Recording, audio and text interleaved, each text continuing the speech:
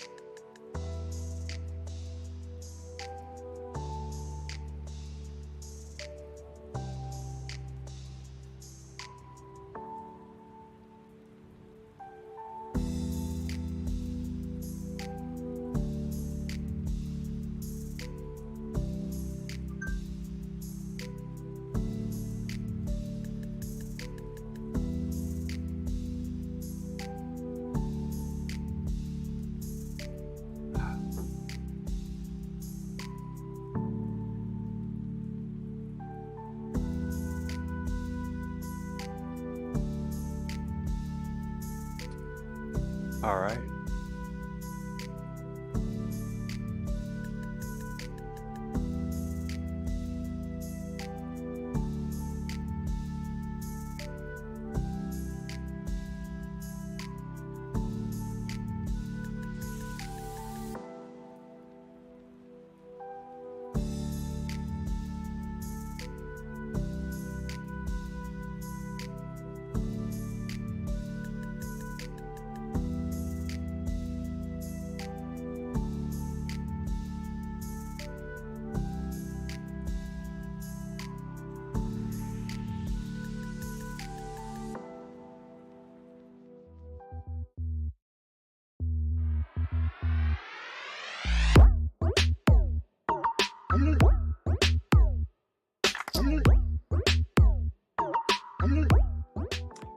And ladies and gentlemen, welcome to today's episode of the Common Connoisseurs. My name is Ryan Pauper, and I have my friends here, Clay and Alkadron, my fine friends here from the Rules Committee of Pauper Commander. Everyone give them a warm welcome, and thank you, chat, for joining us today. How y'all doing today, lads? I just choked down a bunch of white chili, so I'm like trying to get all the cheese out of my beard, look, somewhat presentable. You're beautiful. I feel like I missed my cue. Hold on. Let me try this again. Okay. Welcome everyone to a brand new episode of the PDH Pod. I am not your host, Brad V, and this is not Alkadron. Does the finger pointing work? Is that the same? And no, hold on. Let's see this. So I can point to you. This is Alkadron from the PDH Pod, and I can't reach through your screen, Clay. But yeah, is it this way? Is that how we do it? That's right. That's right. And we got there. And chat. And for those of you watching later on, you can tell today is going to be a silly episode. We're just going to be spending some time hanging out. I'm going to be here to catch your questions, your comments. So chat, this is an opportunity for you to field some questions to members of the RC, but also to us as content creators. If there's anything you want to talk about, we're here to do it. But for the large part, we're just going to let you guys roll, talk about whatever it is you got. You guys got your liquid libations, your social lubricant, yes. and we're ready to go. I'm not drinking. Actually, I am. Technically, this is what's called fire water, which is turmeric, ginger, and a bunch of other healthful stuff with like ACV in it. Because, chat, I have been abominably sick for a week, so we're gonna do our best tonight. It's gonna be great. We got Stetson Peak here in chat. Welcome, friend. Glad to have you. But yeah, let's get things started here. So, prior to coming on, Dave and I were talking about travels and things of that nature. Okay. So, let's go back a little bit. Let's go back and then come to where we're at right now. So, earlier this year, midsummer or so, I don't know what precipitated the conversation, but I remember what it was. Derek, the first person that I interviewed was good enough to jump in and talk a bunch with the tryhards folks about rules decisions and legalities, and I mean, just he was having a great. He probably interacted with folks over the better part of a day, and I was like, we really got to capture this. And it was one of those things. At the same time, so there was conversations about some members of the RC not being visible, and that was kind of unfair, but also kind of fair. So in discussions with some of these guys, I was like, hey, how do you feel about XYZ? And like Derek just immediately like jumped on board, which thank the heavens, because he set the ball rolling for Paul, and then Connor, and Rufkin, and then now Dave. Now in conversations with Dave, because we're familiar with one another, we're like, dude, we gotta do a live. We gotta do this right. We gotta do a live. We gotta have people on. We're gonna have dancing in the background. Of course, they canceled because it's snowy here, and and it's like, we just got to do the damn thing. So in those conversations, so now we're kind of today. So in those conversations that I had with them, I took for granted, and Dave will probably feel the same way, that people know like the backstory, like the who's who that makes the who, right? So I'll take that opportunity now. It's been a really epic series we've had here at the Tryhards. We've had some pretty exclusive access to members of the RC that hadn't been hugely public before, and were kind enough to share their time with us. And I for one am delighted to know what these humans look like. Like I've been, you say privileged to get the kind of the exclusiveness of it. Like I have had the privilege of interacting with these humans a lot over the last couple of years, because I'm on the RC. I like when they have arguments about whether or not we should do a thing, I am the jackass that they are arguing with. So like I'm intimately familiar with all of that. Like that's all very, very directed at me. So I got front row seats for that. So, but now they have faces, and like that is extra exciting. Next step is their addresses, so that I can escalate these arguments. Or escalate the gift giving. You guys can send each other like trolley altars, bribery, things of that nature. You could spitefully send cards that you've killed them with. I would love to get a really fancy copy of a pestilence someday. But who am I saying? But these conversations have been great. This has been such a fun insight. So I'm really glad to have you here to do that, and be having these conversations. Yeah, I've already sent Clay some cards. Clay has sent me some cards, but I do not have the addresses for other folks yet. That way we can more thoroughly dox them when we discover that they're actually a Turbo Nose player. Right. Mm-hmm. Yeah. So what is the history of Dave that most Dave do not know? So that's an interesting qualifier, because like the history of Dave is something that Dave is a moderately public PDH figure, so there's a lot of history of Dave that is relatively well known. I guess the short version of that is that I started playing Magic in '95. I get into PDH from the EDH side of things around 2013. I don't remember the exact time. I remember looking at the spoilers for Born of the Gods and getting really excited about Spellheart Chimera. Mm-hmm. And then a couple years later, looking at the spoilers for like some sort of Masters nonsense thing and being like, Peregrine Drake, that's going to ruin everything. And then it did. I was right. I'm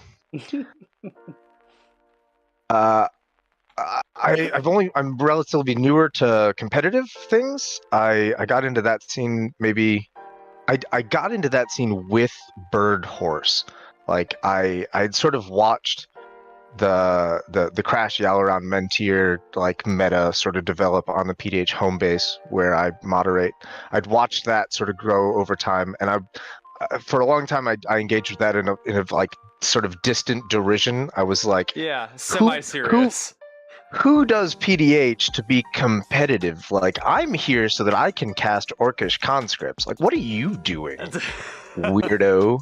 Like, and then I got an idea to engage in competitive PDH by watching the PALs, which they are deeply ashamed of this part of their history, and you can make fun of this for them. The PALs did something called team tag, where they built a half deck for each of the CMR partner commanders, and they would just roll randomly and put two of these random half decks together and play games with those. And it was awesome. It was this Herculean effort. They literally built 30 half decks with no overlapping cards.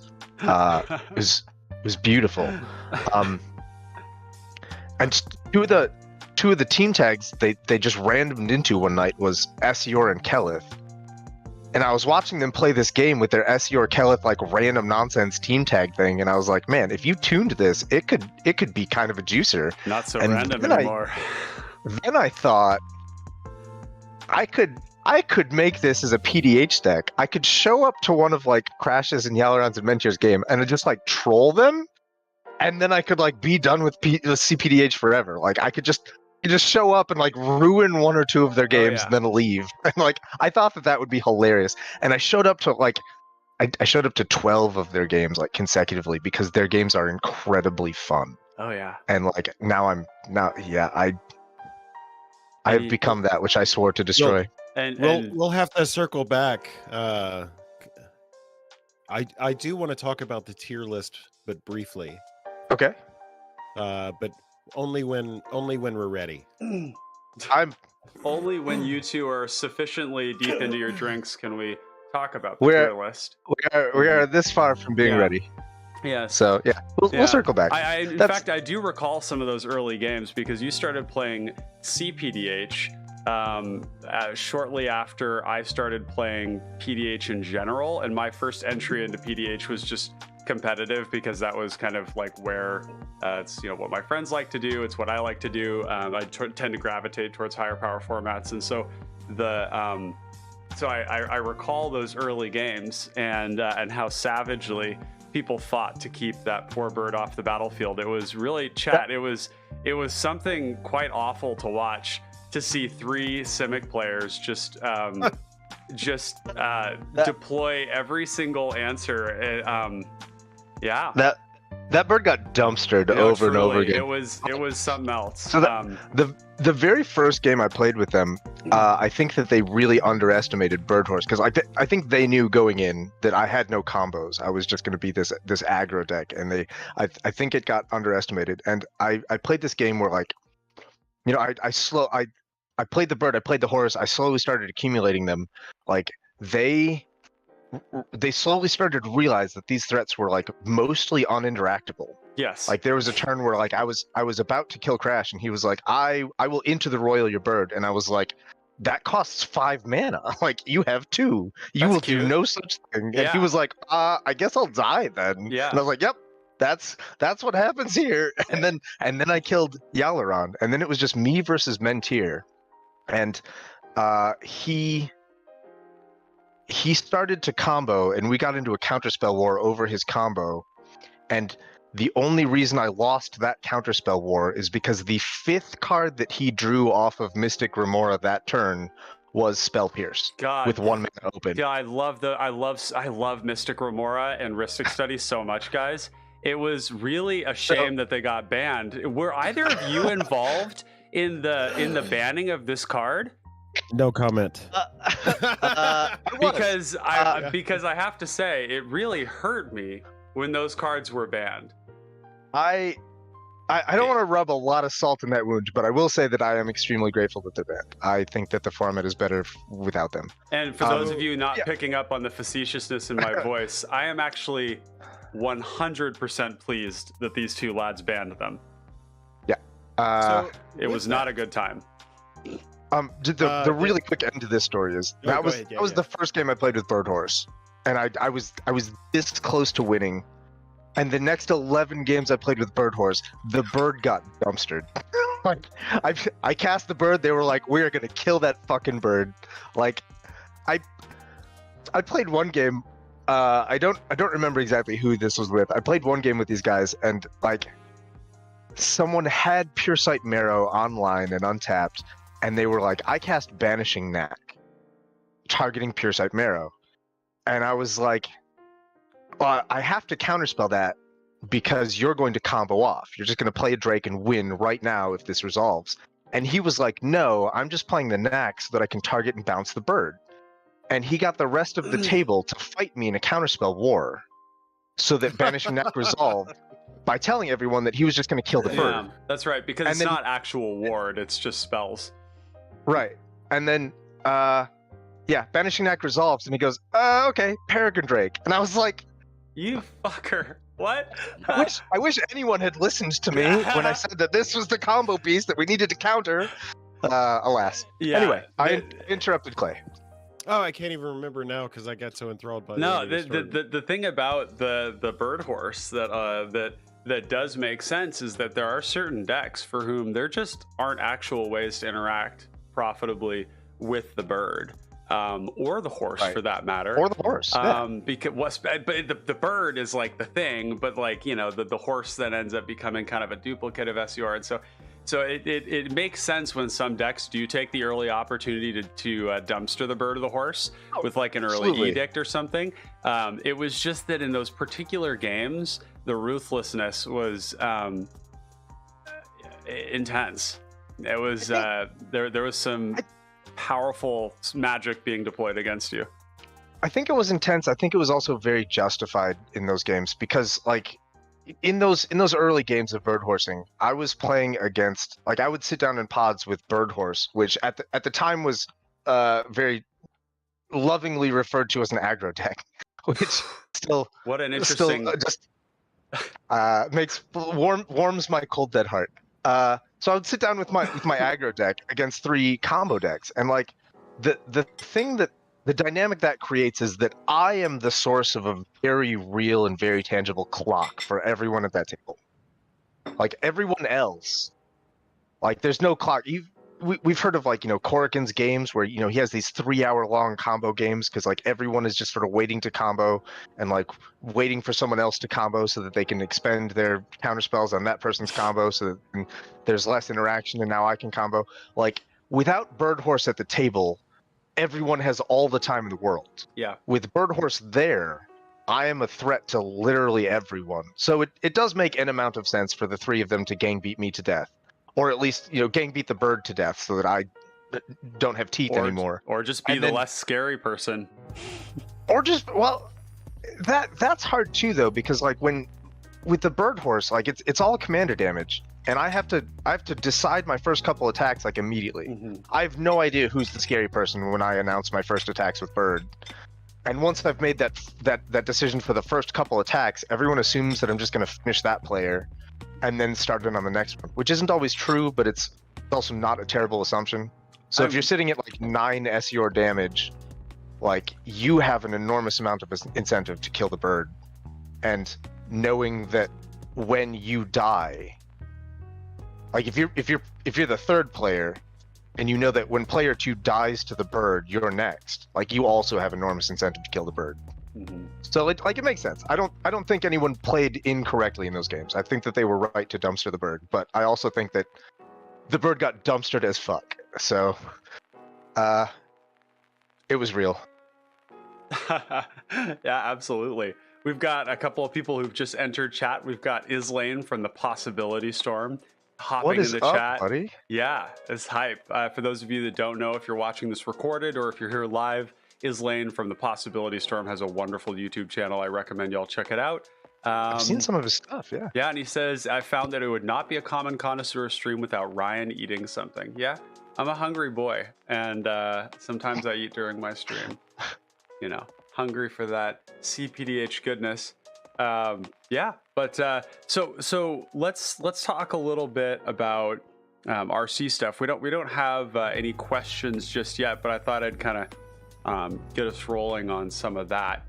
Maybe you guys can talk to our viewers here a little bit about what it's like being on the Pauper Commander Rules Committee and how long you've been on there for.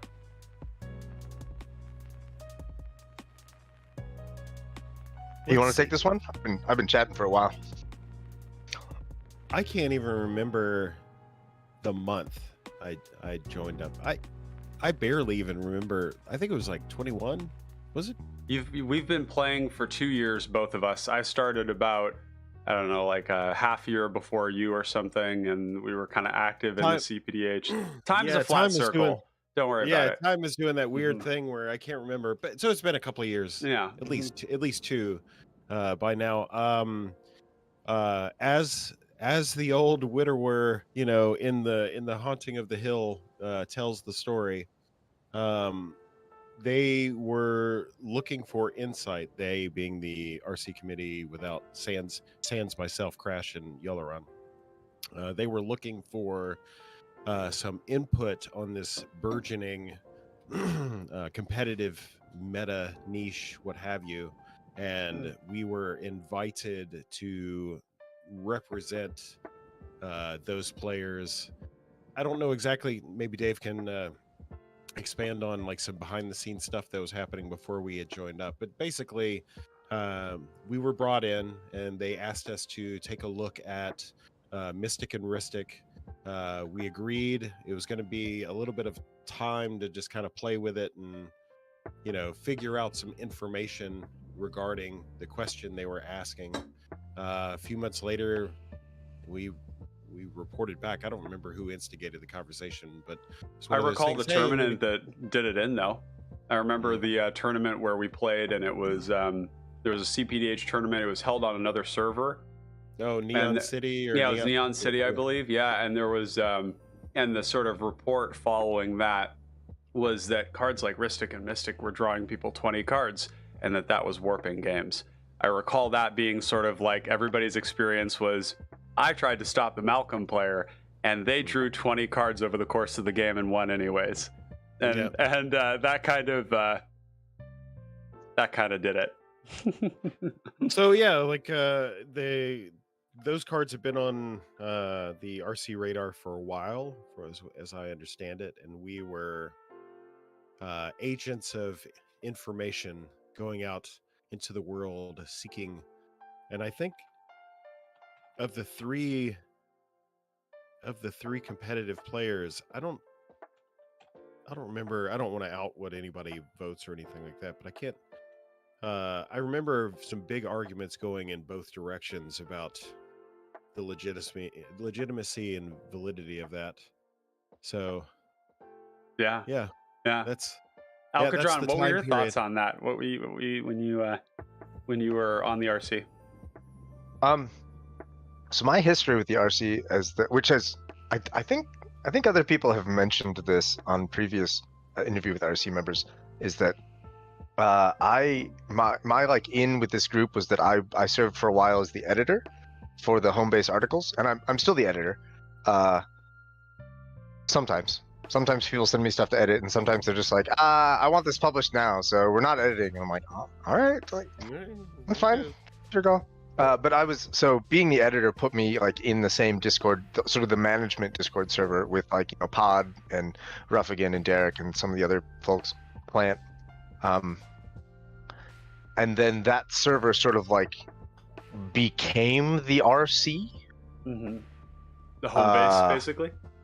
Yeah, the home base management server became the rules committee because we were the people like in charge, and we were like, we need to structure this and organize it, and like around that same time, that's around the time that I started to get into the competitive scene. And before this, Clay says these cards had been on the radar, and that's true.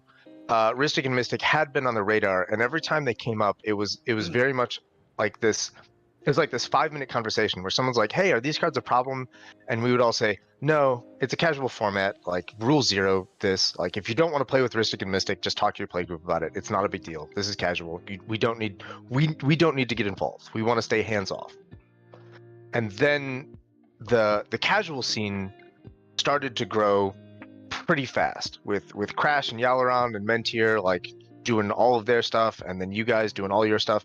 The competitive scene kind of had this sudden spike. We were like, okay, this isn't just a strictly casual format anymore. Like, we need to be a little bit more hands-on in our rules management to make sure that the competitive scene is fun and balanced for everyone.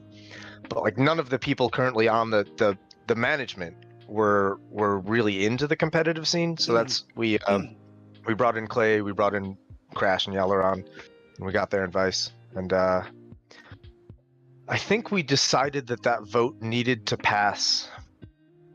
We decided we wanted a 2/3 majority, because banning's a big deal. We don't want it. We recognized right from the start that this is not a thing that we were going to take lightly.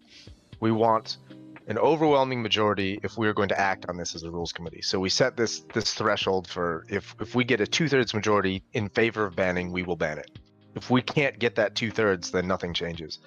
And there were 10 of us at the time, and I think the vote was 8-2 in favor of banning. Wow. Both of them. That's So substantial. Yeah. Yeah. So I recall, I know why I voted for banning. I'll out myself. I voted for banning because at the time I felt that the diversity of the meta wasn't shaking out the way it should be. Yeah. And rightfully so, with Ristic and Mystic in the format, players can look at you and say, okay, why aren't you playing Blue X? Mm-hmm. Right. Yeah. So Especially that was with all the ways to tutor for it. That's the other thing, is it's not just the fact that you had access to them, but you could actually tutor for them, deploy them, and then try to combo over and over and over again, and people would stop you and you'd just draw more cards until you won, which was rather challenging to deal with. Right. And like I think that's an extremely valid point. Like with Ristic and Mystic in the format, like there's no good reason to never play a non-blue deck. Like the format diversity we have now with, like, you know, Mayhem Devil and your black passage seer dungeon idiot guy, whatever that guy is, like these are not decks that can survive in a meta where blue has access to Mystic and Ristic. I think. So like, on that front, I think mission complete. I think we banned them, and I think the format, the diversity of the format has exploded since then. Partly, I mean, I don't want to give all of the credit of that to the bans, because that would be silly. But an enormous amount of that credit goes to people. I'm just spitballing here. There's a guy named Clay. There's another guy named Ryan. You may have heard of them. They've done tremendous work trying to like diversify and expand the competitive format. If you see them, tell them I said hi. But I think a part of that, a part of the reason that these decks have the ability to succeed in competitive metas is because blue got taken down a small notch with the absence of Ristic and Mystic. And I think that blue is still, I mean, I know that you have metagame data. I think that blue is still like probably the most powerful PDH color, because it has the tutors and the counterspells and the combos, like more than any other color. I think what we discovered is the blue is the best support color. Yeah. That I would believe that. And black. Yeah, blue and black. I think black has kind of been incredibly menacing in the meta. Just the broad Initiative spectrum. It's the initiative, for the weird reason that black got 2 initiative cards and the other ones only got 1. But for the other weird reasons, massive. It's super massive. But it has, I think, a lot to do too with the fact that black can do basically anything, and it does it all pretty damn well. That's the shocking thing. It's like you can do everything shy of blowing up an artifact, and that makes you an amazing monocolor. But it also just means that, like, whether you're support color or base, black is just really, really good. And removal's a bit more flexible than counter spells are, basically, timing wise. You don't have to cast your your kill spell the moment something comes down, like you would a counter spell. Yeah. And like having blue and black that lets you interact with the combos and interact with the board state, and you have all of the tutors for all of the things. Yeah, I think blue black is probably a massive. Powerful. Right. Yeah. Weird little sidebar here. I have a Rilsa deck. The instant Rilsa got spoiled, I built Rilsa as a casual like pals meta, kind of like I'm gonna play stupid idiots that trample, and I'm gonna give them +5 power, first strike, menace and death touch, and I'm gonna turn them sideways. And like that's all I want out of a game of Magic is just to have a Thundersteel Colossus as a 12/7 first strike, menace, trample, death touch. Like that sounds hilarious. Yeah, Like, you try opened to up keep a it as- can of worms. Yeah, when you mentioned Realsa. It made So- me really hard, actually, is what it did. Amazing. So yeah, I have this Rilsa deck. I've played half a dozen casual games with Rilsa deck, and my impression of Rilsa in casual games is that she is too strong. Yeah, that was. She takes over the game. She makes the game not fun for other players. She's impossible to deal with because like if you kill Rilsa, I just cast her again for another initiative trigger, and I've still completed a dungeon, and I still get her trigger the turn I cast her. Like it becomes this massive headache for everyone, and like people don't enjoy those games much. So I've taken my casual Rilsa deck, and I've by the virtue of changing out like 4 cards, I think, I switched it to a Safana plus Dungeon Delver. Okay, yeah, that makes sense. So it's still blue black, still initiative, still like dungeons, but I don't have the initiative in the command zone, which slows things down a lot, and I'm still running like every single dungeon card because that's what I wanted the deck to do. I just wanted to screw around with dungeons and have a good time. Yeah. So that's where the deck is right now, as a casual deck. But every time I look at Rilsa, I stop and I think I could build a competitive version of this that would be really good.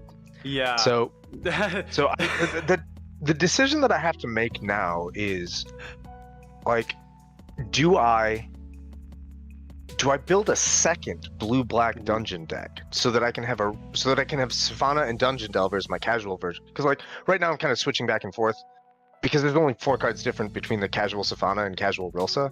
Like I have all of those cards in the same box, and I just have to, whenever I take out that box, I decide if I'm going to play like super casual Savannah or like high power casual Rilsa. Yeah. But like I could just commit that permanently to super casual Savannah with its stupid bottle gnomes and its Eldrazi Devastators and whatever, because we're just having. I mean, and then I could just make a Rilsa deck which does in fact cut the bottle gnomes and the renegade freighters, and adds a suite of counterspells and a more robust control suite. Oh my and then friend, it's competitive. You don't even need counterspells in Rilsa. That's the beauty. You get I to play. do. You get to play mono black that happens to have some blue initiative cards in it, and it's beautiful. No, I would want the counterspells. I mean, I've played a ton of Rilsa in CPDH, and it just feels like I just never want them. Just play the flicker cards, and instead you just flicker it and go deeper into the dungeon. And but there's basically Rilsa, however you build it, can turn a potato into a lethal threat. So like however you choose, chat, to build your Rilsa decks, like it's just subjective in a lot of ways. I accept that, but also your meta is not my meta, and I think my meta demands a lot more counterspells. When you say your meta, are you talking about like the PDH home base, or? In my mind, your meta is the local scene that you've crafted at your LGS, and also the try. So I feel like, and I've never been to your LGS, but I feel like in my brain, your local LGS scene is super focused on mid-range. And I feel like the tryhards more generally is more focused on mid-range and aggro and a very diverse amount of strategies. Yeah, and when I say my meta, I play like almost exclusively with like Crash, Yalaround, Mentir, Corrigan. Like that's where I get most of my games in, and they're more focused on combo than you guys are. So like I feel like the counter spells are necessary on some level. Most of my decks nowadays are built for a representative meta, and they kind of always have been to a degree. Like I was building decks that were prepared for what we have now at the tryhards before I was actually experiencing them to a degree. Like I had like Moment's Peace in Witherbloom Apprentice, right, as a good example.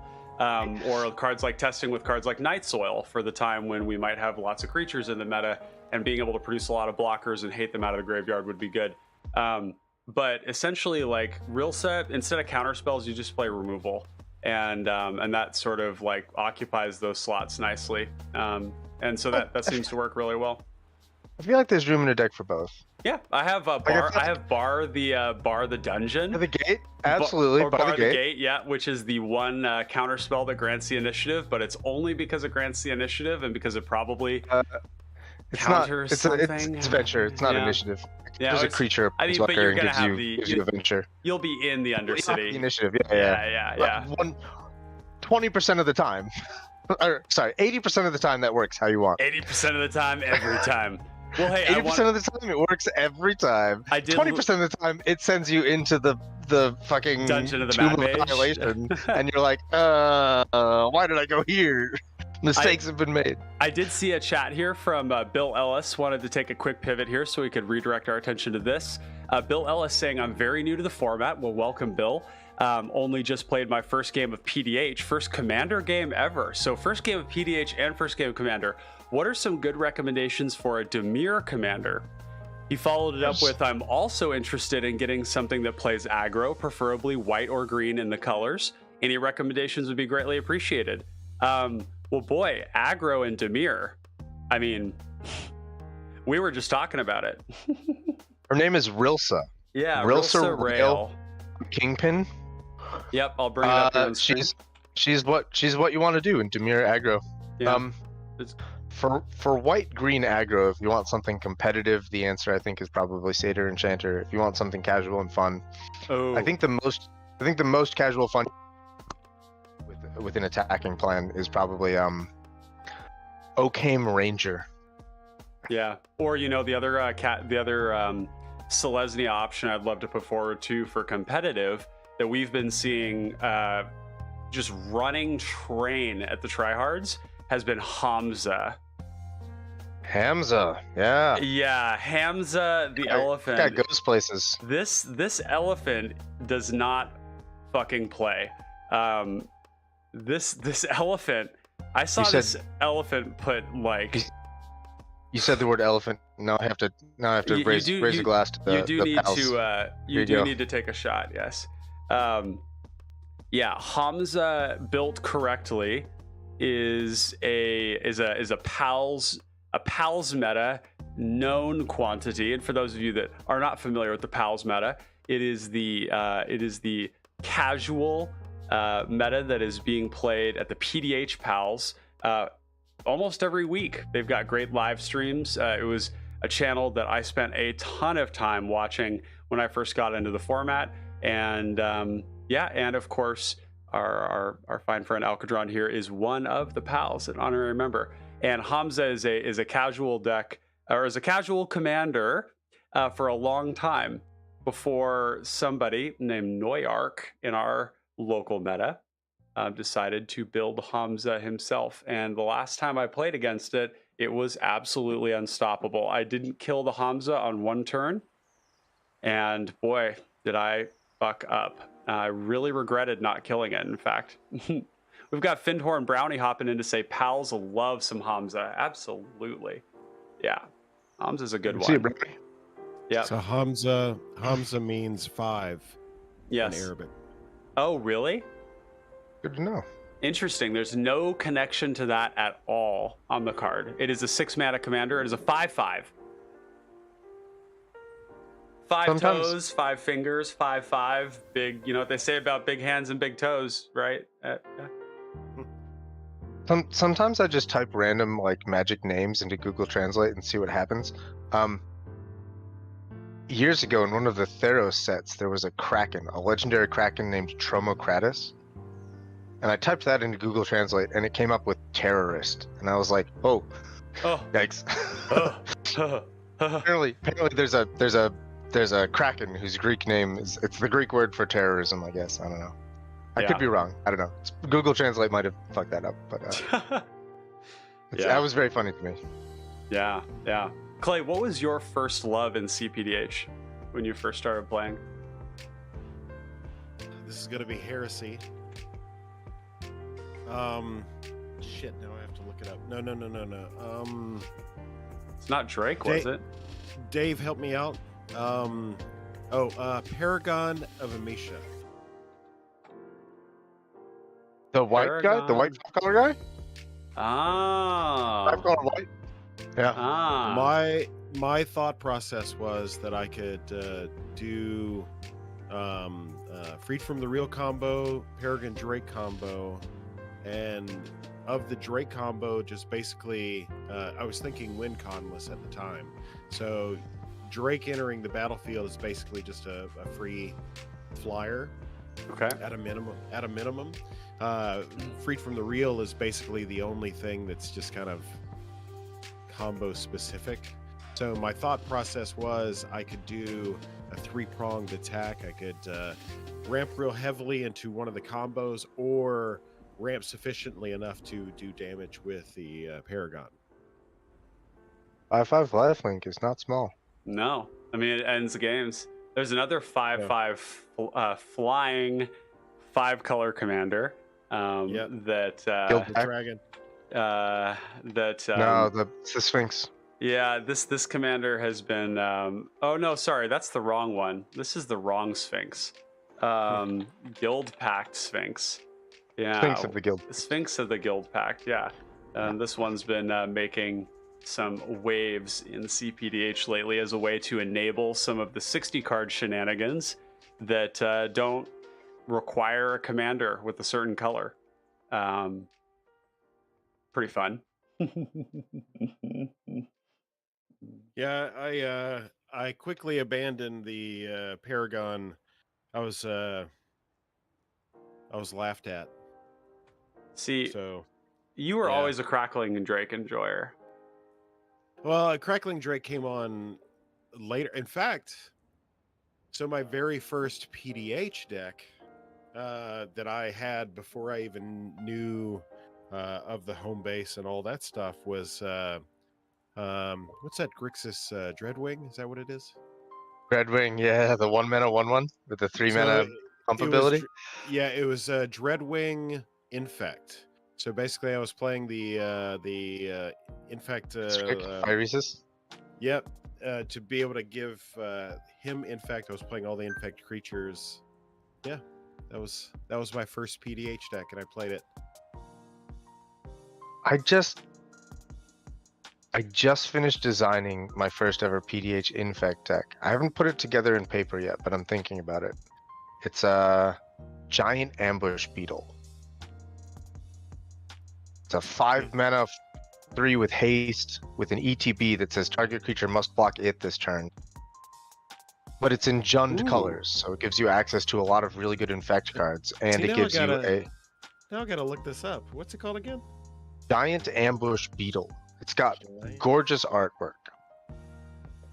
I'll be totally honest. The reason I designed this deck is not because I'm excited about Infect. It's because for a long time I was on a quest to build a PDH deck for each color combination. And the Jund deck that I put together is Viashino Slaughtermaster. And I hate that deck. Eric loves that deck. Eric Sniffhow of the PDH Pals loves it. So I've basically just given it away at this point. Nice. And now I don't have a Jund deck anymore. So I was looking at what I could do with other Jund commanders, and I've been thinking for years about what could I do with a giant ambush beetle. And I think the answer is Infect. So basically, you're just using the must block as a wither effect to. Is it kind of a pseudo removal? Yeah, well, it's just a get a blocker out of the way.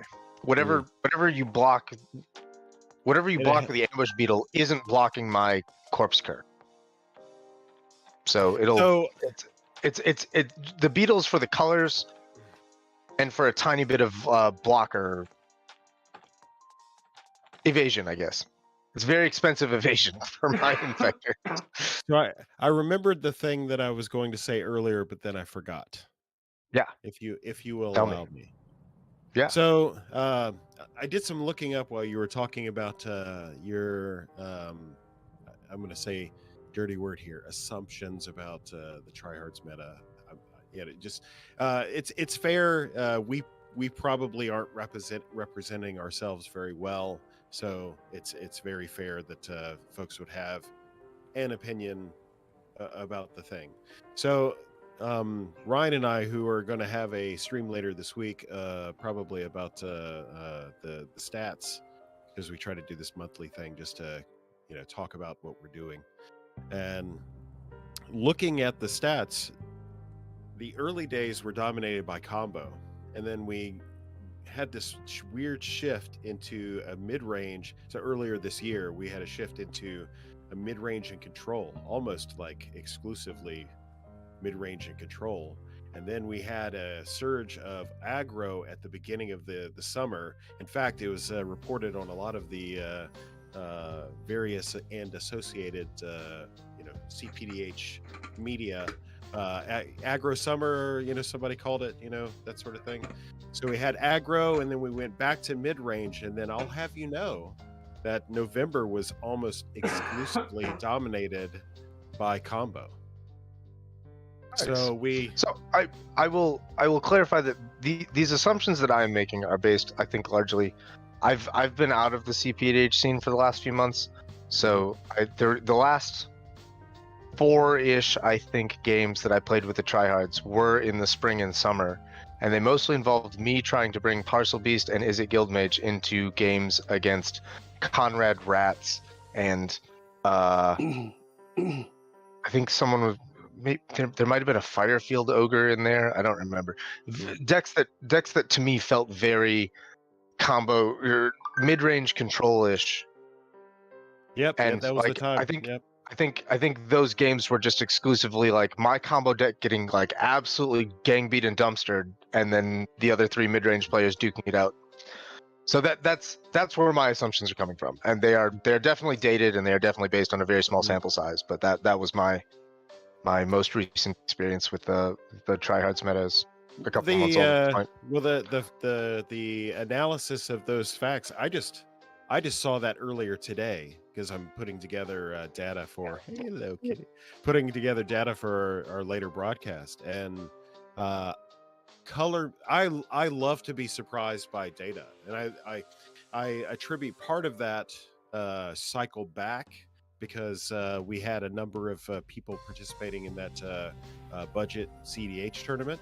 So we had a lot of testing. And of course, you're not going to play a CPDH mid-range deck in a budget CDH tournament. I mean, let's be real. You're gonna have some sort of control with combo or straight combo, or you're gonna have a combo finish because that's what the CDH decks are trying to do. So you want to at least compete in that, in that way. Says the guy who played Young Tour. I think you were going for a pretty controlling approach with that, as I was. Yeah, it was. I was definitely trying to game the system. So let's see. I'm trying to think back on some interesting questions that I asked some of the others. We did have a question. We did have a comment from chat. Oh yes, get some. Findhorn Brownie has a comment here saying, "This is why Avalanche Caller is the play. Combo, mid-range, control." Now, I'm not sure if it fits into all of those. Avalanche Caller. But there is a pattern that we're seeing in the tryhards of playing combo decks that have mid-range beatdowns built into them by proxy of the fact that they make lots of mana and draw lots of cards. And slots that were previously dedicated to counter spells are being pulled for big thick, beady creatures like Striped Riverwinder and Spined Megalodon. And Yeah, I have to agree. So you're saying the big stupid nonsense deck that I designed a year ago to be profoundly Pal's meta idiocy. You're saying this is now a competitive deck. That's what I'm hearing. So, okay. So Ryan said this earlier in a phone call we had earlier today. So we're experiencing a cycle, right? And we're probably on the apogee or perigee of that cycle, where we're getting to the point now where, and this probably explains the rise of combo, if I'm honest, right? So we're having a lot of Pal's fringe meta decks being played, right? Because we're exploring. That's how you push. And I can't take anything away from those guys. I mean, hot tech is fucking hot tech, right? So if we get a piece of hot tech from the Pals, we're gonna explore it. And even Drac V, if you're watching, like even stuff that he shouts out on his Twitter, like, hey, that's an interesting thing. You know, people are picking up on these like interesting interactions, and they're filtering into the competitive scene. Now, this is just a guess, but I would suggest that, you know, with those big dumb, you know, Pals adjacent decks, that probably explains the more greedy, because even Puzzlebox made the comment of like, well, greedy decks are thriving in this meta. So greedy meaning little interaction, all gas. That's what greedy means. Yeah, but in a different way than what people are used to. I think when we think about greedy decks, a lot of times our CEDH players are going to look at it and say, this is like a highly efficient deck with some really tight win cons that are tutorable. We're going to use all this fast mana and cantrips to get there really quick. But we're actually talking about greedy on the opposite end of the spectrum. We're talking about draconic lore and mental journey greedy, and 20 mana rocks greedy, which is like a slow kind of greed to it. So for those of you not familiar, mental journey, these are 6 mana draw spells. 6 mana instant, draw 3. Yeah. Basic land cycling for 2. Yeah. I have that card in decks. It's a solid card. And these are like maybe even more on the far end of the spectrum, but the other one is like Rush of Knowledge, that type of stuff. And we have a lot of people building in this space right now. 2 minutes ago when I said big dumb nonsense, I wasn't talking generically about like the archetype that is big dumb nonsense. I have an actual PDH deck that's named Big Dumb Nonsense, and I think it's Big Stupid Nonsense. Yeah. Is the name that I have given to the deck that is Elena? Yeah. Elena, the red mana idiot that taps for a red equal to the highest power among creatures that have entered the battlefield this turn. Is it Brineland? So it is. It's Elena plus Brineland. That's my big stupid nonsense deck, because it's you play a Bone Pit Brute, and it targets itself, but now you can tap Elena for 8 mana. And he just that's the deck. Bring it to the battlefield. Let's do it. Yeah, I mean, like there's a combo in there. Like I've very limited the combo potential. So like it's very easy to have an Elena deck that combos with like Freed from the Real and a Prismite, or Galvanic Alchemist and a Prismite, or Vigian Graph Mage and a +1/+1 counter and a Prismite. Like Elena has the ability to tap 5 mana. So like anything blue that untaps her is just like, bam, infinite combo, easy. I didn't want to do any of that. So my build of this is very Pals meta focused. Doesn't have Freed, doesn't have, I think maybe it does have Freed, but I don't have the Prismite, so I can't filter the mana. Like Freed on Elena just means that I get like 40 mana, not infinite mana. Like I'll run out of blue eventually. But mostly I built the deck so that I could combo with Singing Bell Strike, which is an aura that will untap a creature for 6 generic mana. And the reason that I've built this deck is because Korakin said that he would eat his shorts if anyone ever actually comboed with Elena and Singing Bell Strike. And I was like, challenge accepted. So I have the deck now. And what I'm hearing you guys describe is greedy, thick boys combo decks. That is exactly what I built 2 years ago for like idiocy pals meta. Yep. And this is just peak. So there's a cap. Stupid. Yeah. But there's a cap, and that's the thing. Like the meta will handle what the meta will handle. See it's starting to happen. So bottoms up, bud.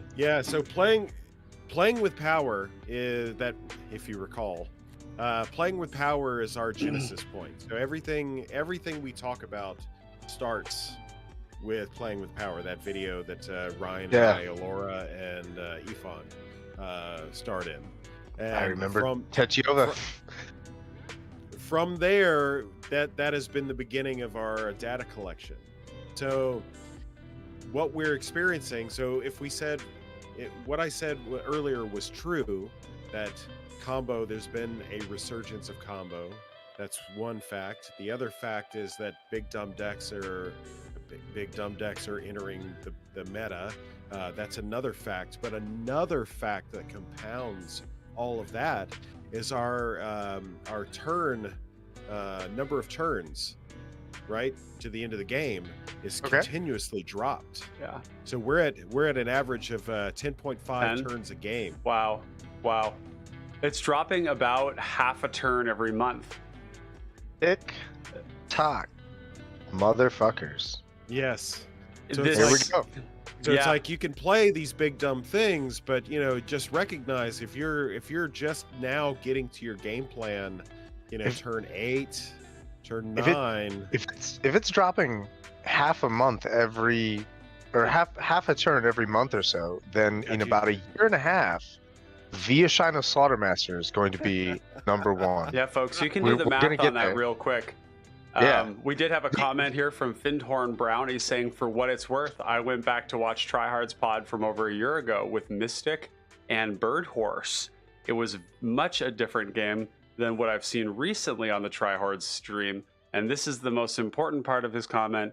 The lines are blurred now. And I think this is a really exciting pattern that we're seeing play out in CPDH, which is that the lines between casual and competitive are largely determined by your approach to the game, less by the choice of the cards. Now, to a degree, that's not.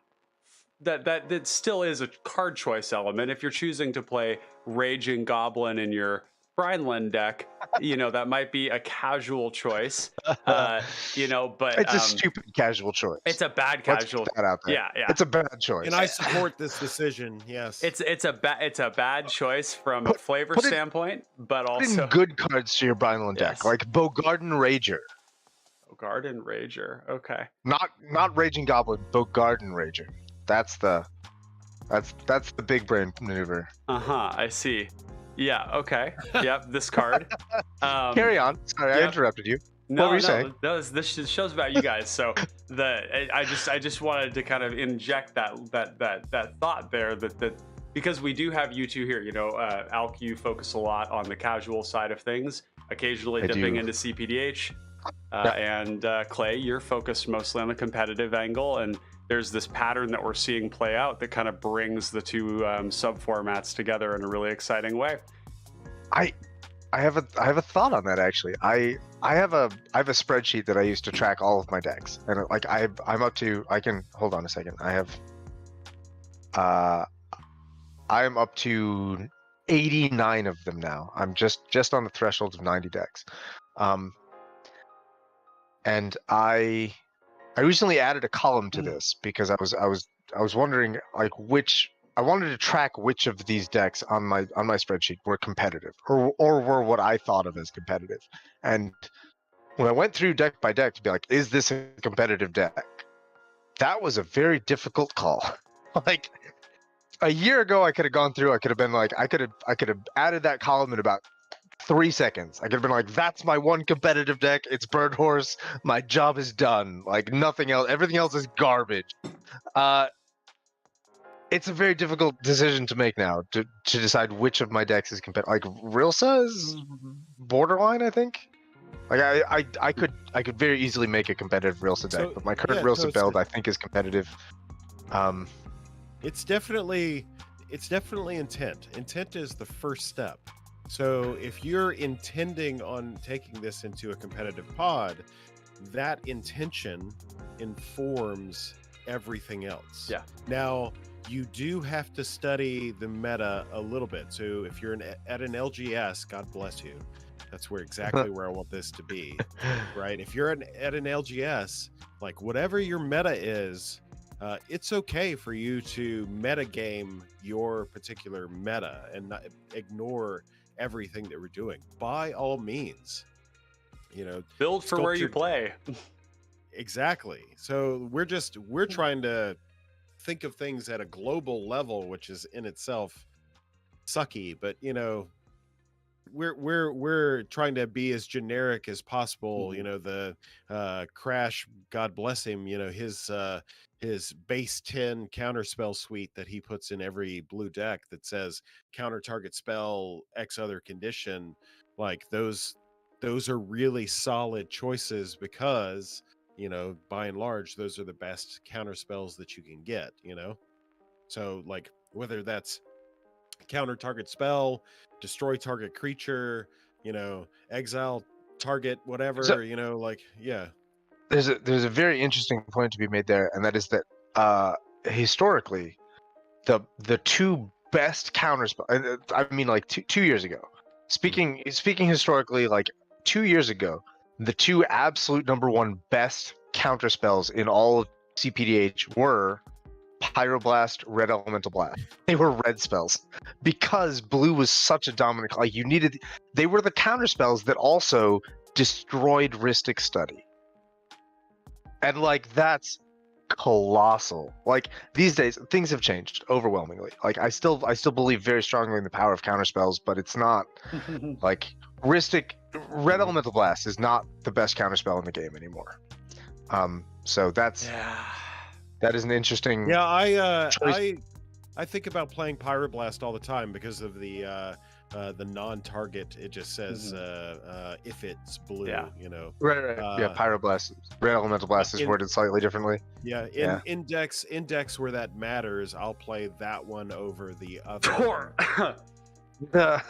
Yeah, but by and large, like still like my Izzet decks are like Malcolm, Dargo, that kind of, I still play both.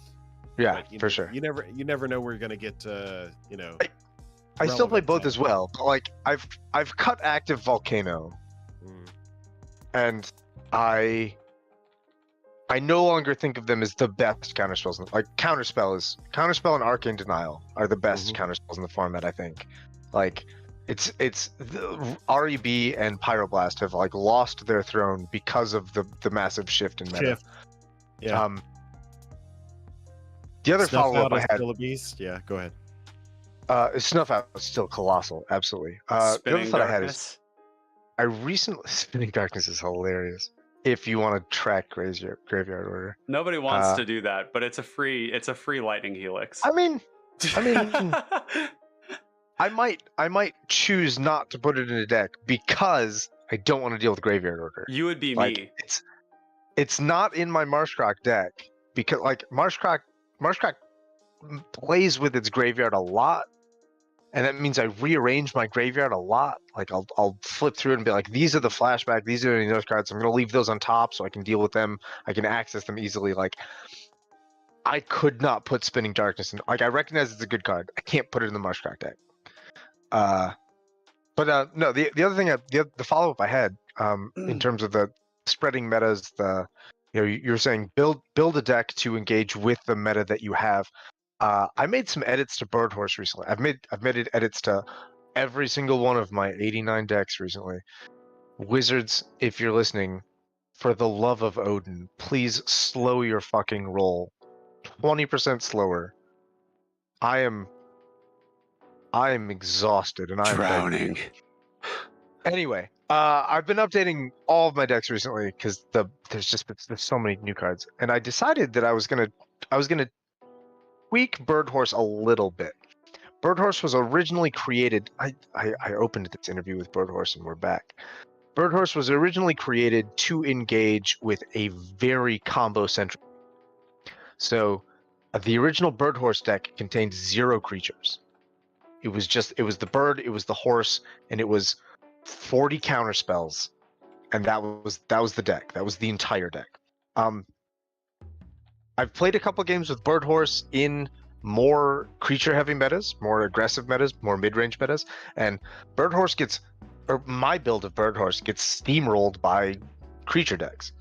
So I decided that I needed to make my build slightly more universal.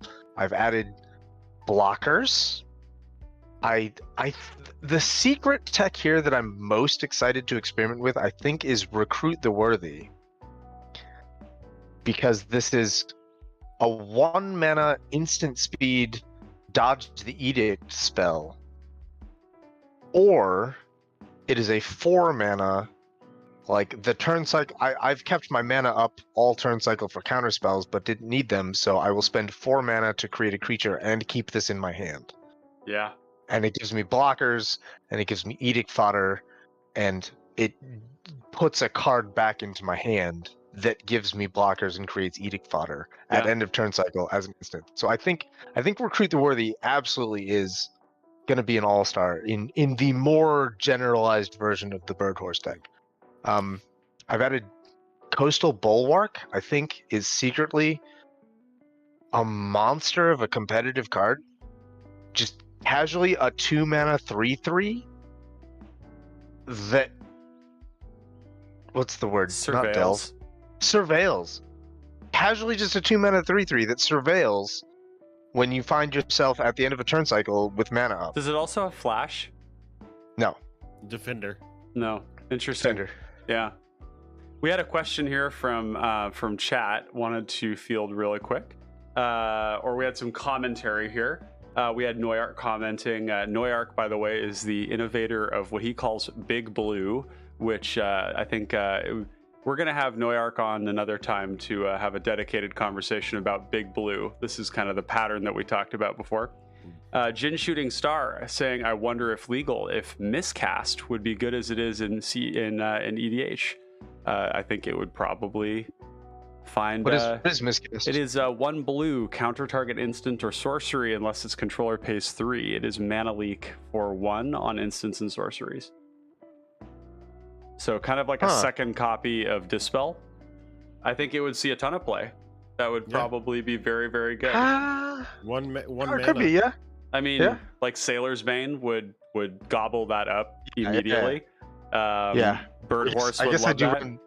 I run Dispel in an enormous number of my decks, so yeah, that like just another Dispel. So yeah, that sounds great. Yeah. And we have Jin Shooting Star also saying product overload sucks. It's so hard to evaluate cards that are not obviously broken due to so many cards being deployed. In response to this, I put out a poll saying Wizards product release schedule is great, fine, or awful. And I'm sure you can guess the results. 6 votes and 100% awful. Wow, Gavin, I know you're a huge fan of mine. I know you consume everything I put out.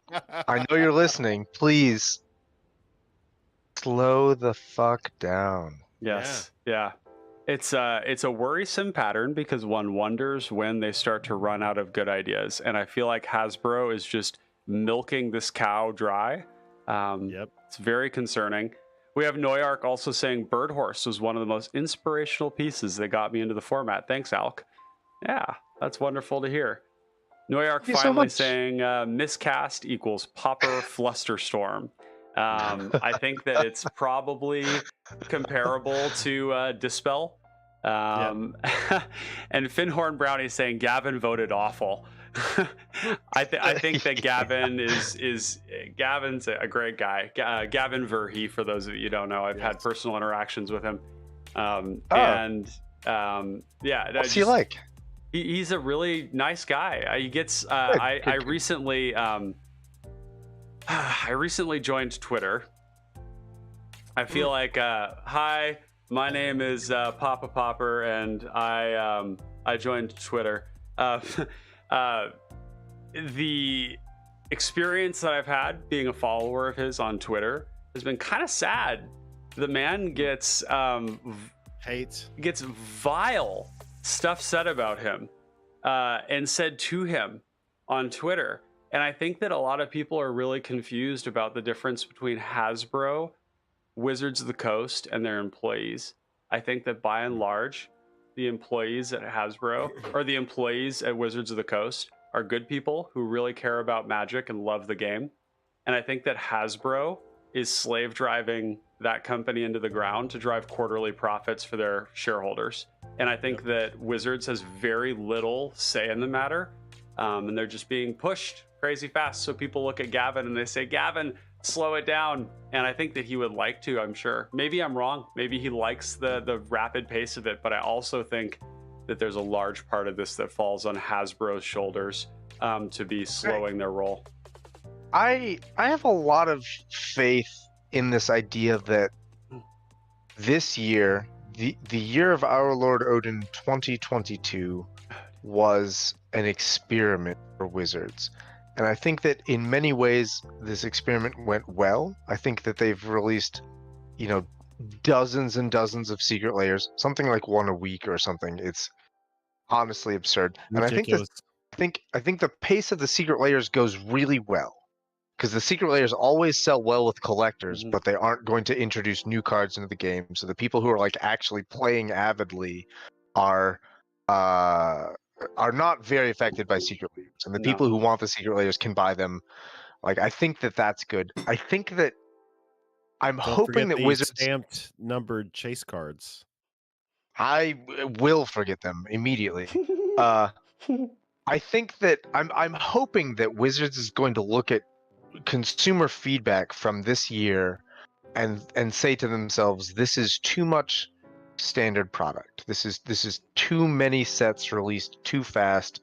We are seeing the burnout everywhere. So that fireside chat or whatever they called it from like 2 weeks ago or what have you, where they were, and I'm paraphrasing here, said something to the effect of, we're not overprinting. That tells me anyway, as an analyst of the things that I'm hearing, that they are selling packs, they are selling product, and they're not overprinting because everything's being purchased. Well, not everything, but a lot of things where it matters anyway, things are getting purchased. I would believe that, but I mean, I feel like they also they published some market analytics recently that suggested that their market falls into 3 separate demographic categories. There are the collectors who will spend any amount of money each year to make sure that they get all of the things, and there are there's the casual players who just buy what they want, and like whatever gets printed in a year like doesn't matter to them. They'll just they'll buy whatever 20 singles they need that year, and whatever. They're not who Wizard or Hasbro is trying to market to. And then there's like the actual like avid competitive standard players who are going to try to keep up with what's competitive in standard, and they will spend money to make sure that they have the most up-to-date deck every time things get released. And I think that based on that demographic situation, I might be misremembering this. I looked at it very briefly and did not think about it much. Based on that demographic, if you have collectors and competitive players who are all going to spend that money every single time a set comes out, then there's no incentive for Hasbro to not put out those sets constantly. So I'm hoping that the casual scene got burned out enough on their release schedule that they stopped buying product. Well, that is enough of a dent for Hasbro to notice, but it might not be. Yeah. Hasbro specific commander players. Mm-hmm. When you say the casual crowd not spending money, you mean the commander players, because the commander players are the ones that were supposedly fueling this drive. Because remember the design shifted a number of years ago to commander specific cards, and from there we started basically writing the checks for WotC as they increased print run, as they did all of these things to sell product. the commander players' appetite was insatiable. So I'm hopeful there's at this point in time, commander players are less hungry for new cards. WotC in their fireside chat, which was with their, believe it was the CEO of Hasbro with the marketing director maybe for WotC, or was it the president? It was the president of WotC. Okay, yeah. So when they talked about, they in fact didn't just claim that they were not printing too much, but they were under printing to meet demand. And what's really interesting about that is probably the question of they're the world that they live in as corporate animals is really different than the one we do. And so when they see the numbers from Secret Lair, they're like, oh, keep doing that. But the problem is that people aren't complaining about Secret Lairs. And this was what was so strange about it, is it kind of felt like, oh, Transformers, save us. Save us from evil Hasbro. This is me just egregiously admitting that I just bought the Transformers Secret Lair and I feel no regret. And it's fine. Like, there's a lot of this great product out there that they're putting. There's nothing wrong with Secret Lairs in my mind. If you have essentially a business that is being floated by the money coming from the most expensive users who want to get optional product to spice up their decks, that's fine with me. I don't need their special product. Other people do want it. And if they're paying for it and then that's making it accessible for other people, that is a business strategy that works. The concerns that people have aren't around that, though. The concerns are around spoiler season happening a week after pre-release for normal sets. And you were talking about being exhausted with their development schedule. Bro, I have 90 CPDH decks, and I have several of them on the deck database, and maintaining all of those has single-handedly destroyed my ability to maintain a change log on my decks, because I don't even go to pre-release. I don't even see the physical cards in paper, and then suddenly there's another set being spoiled. We are just about to get more spoilers right now for this next set. I don't even know what it's called. The new Phyrexia set. All will be one. Dude, we literally just got Brothers War physical cards. Till all are one. Exactly. The Transformers will come and save us. But it's just really interesting to think about kind of the way they see it and the way that we see it. And there's a big disconnect in the worlds that we're living in right now, because in their corporate world, this all looks good, but they're going to get blindsided by the backlash of people who their average, mid-level player is just, their enthusiasm is tanking because it's just too much. It's crazy to say that. I can't believe I'm saying there's too many Magic cards right now, but but there are. I'd like to segue if possible. Let's do it. Can I add a really quick note about that before we segue? Yeah. Real talk, like a solid 60% of the reason that Clay has not yet been on the PDH pod is that we've had to do so many fucking set reviews. Unreal. I've been please let me rest. Been secretly let me rest and let me hang out with Clay. That's all I want. I've been secretly waiting. I didn't want to push it. The other 40% of the reason that Clay has not yet been on the PDH pod is because his waiting has been in secret. Like, please harass us. Like, we just show up in my DMs time is ready, because that's the thing. When is it my turn? And I'll be like, oh yeah, like we gotta get you in. Like I get so distracted by a set coming out every other week that I just I forget about things. So please harass us more often. I want to get you on the show in January. I would love to chat with you. Like, absolutely. Yeah, let's do it. Let's do it in January. You heard it. You heard it here, folks. It's happening. January. Brad, I know you're listening. I know you love me. We got Clay on in January. Let's make it happen. Fair. Okay. All right. I'm Are committed we to ready? that. Please, segue away. Okay. We may want to take a sip of the spirit. I'm out. If this is going to be a drunken segue, then I need to go get more booze. No, this is as promised at the beginning. As promised. Oh, Remember, yes. We talking about the tier list? Okay. Yeah, let's go. Oh, baby. So Tell me about the tier list. Okay, so I promise not to say anything of negative connotation and all of that stuff. I solemnly swear. That's an ominous disclosure, but I'm with you for now. No, I legitimately. So okay. y'all are on in this last week in the home base server, posted in response to someone saying that the tier list is their go-to information or go-to resource for CPDH information. Said, and I'm going to read the majority of it, but not all of it. He said in response that I do think the tier list won't be able to hold up to what it was what it promised to be, used to be for much longer, to be honest. I think by now the format has outgrown this early state, which is a good thing. Both the number of players and the number of interesting decks has exploded over the last 2 years. And I can't speak for Crash. This is him not speaking for Crash.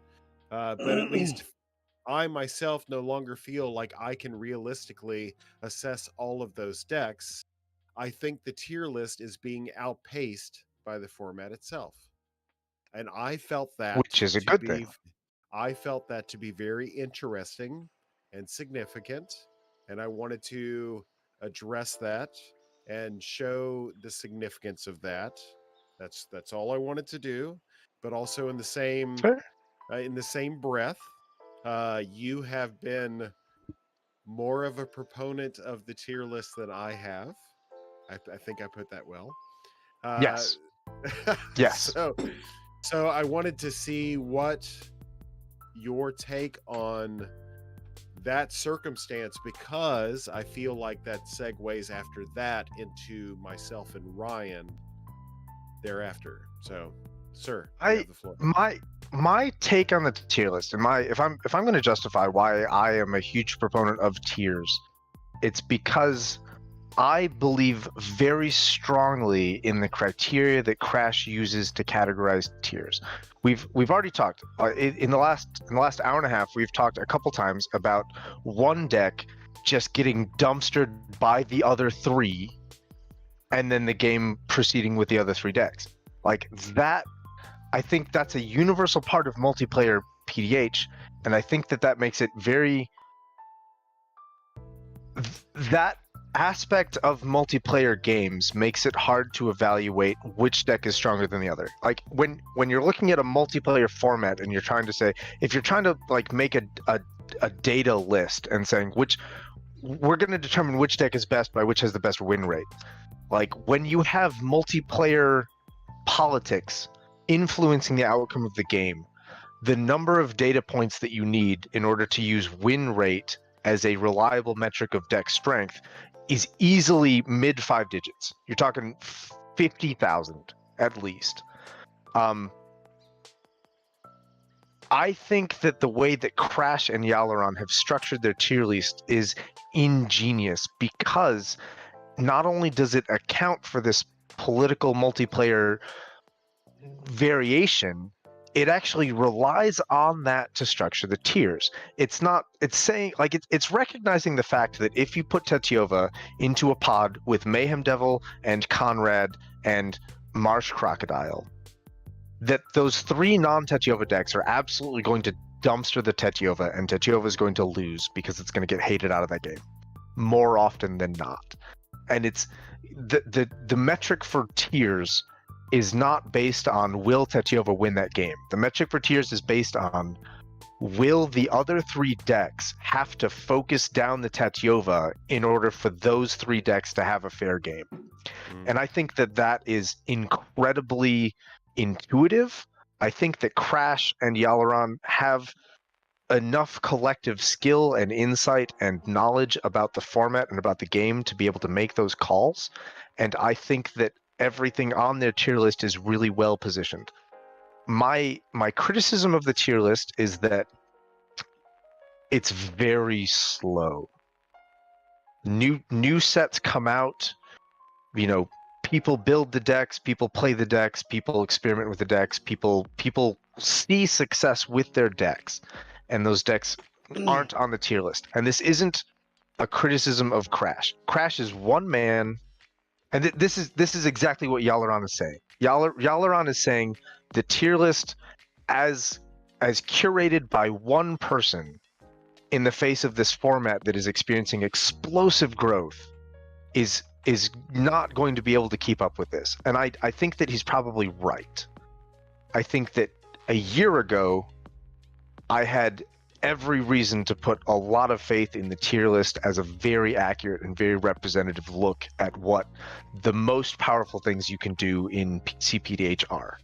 And recognizing that things like Avalanche Collar and Passageway Seer and Mayhem Devil, they can stand up at CPDH tables.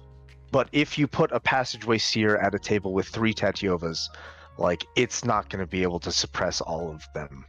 No deck could, though. No, right. 3 of them? I mean, is it Guildmage could stand up, I think. Depending on where the removal went, I think Toast could. Is my guess, but I don't know. Wait, I think Toast could do it. I think so. I don't know because Toast this is on is its tough. So this is tough because it's the examples that you're using are other tier list registries. There are other entries. Yeah. On that. Absolutely, I believe in the tier list. I think that a year ago the tier list had a really excellent bead on what the most powerful things you could possibly do in PDH were. So yeah, I'm gonna if I'm talking about if you put a deck into a pod with 3 Tatiovas, could the deck possibly succeed? Absolutely. I'm going to talk about Is It Guildmage. I'm going to talk about Toast. I'm going to talk about Witherbloom. I think Witherbloom could stand up to a triple Tatiova game. I don't know about that. There's a build. There is a build of Tatiova, or excuse me, Witherbloom that can. I wouldn't at this point, and I love you to death, buddy. I don't know if it's your particular build because you shy away from the cards that you would need to. No, it's a matter of the fact that the life gain on the lands offsets the grind. Oh. That's exactly why it doesn't work out. You're right. Yeah. No, Tatiovan's life gain can outpace Witherbloom, I think. A Witherbloom player in a Tatiova pod is applying pressure to Tatiova in a lot of different ways, but it's not the thing killing it. You're, I think, correct there. And furthermore, I would like to point out that the comparison to triple Tatiova pods is extraordinarily unusual and strange. If we're looking at representative pods, the question is, can Tatiova handle a pod of 3 representative meta decks? And a lot of decks need to have that same question asked of it. Like Mayhem Devil is the same way. Mayhem Devil gets into arch enemy position. So, two things. We talked earlier. I'm gonna circle back to half an hour ago when we talked about build to your meta. Yep. You say triple Tatiova is not representative. I've played many triple Tatiova games. I know, but this is an inbred meta that we're talking about, though, and I'm a hot take on that. So from where you're setting, it looks inbred. From where I am sitting, I think that Tatiova and Is It Guildmage and Toast are unequivocally the strongest decks in the format. I know that they don't see a lot of wins like in other metas, in other pod compositions. I think that's because they get gang beat, I think that they are. If you're, because we get asked this question a lot, right? Like, if someone shows up in the home base server and they say, I need to build a PDH deck that I'm going to bring into EDH pods to try and convert my friends. What PDH deck is going to stand up to EDH level play? What can cope with this power level? And the answer is Tetiova.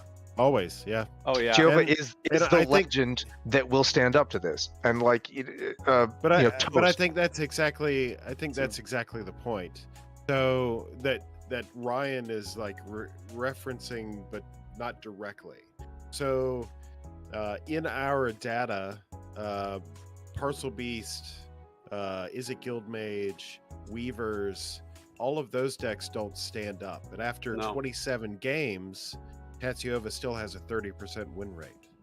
And that's because Tatiova is a really bad example in the fact that Tatiova, I've heard it said that Tatiova should be a rare. That's probably true. Oh yeah, 100%.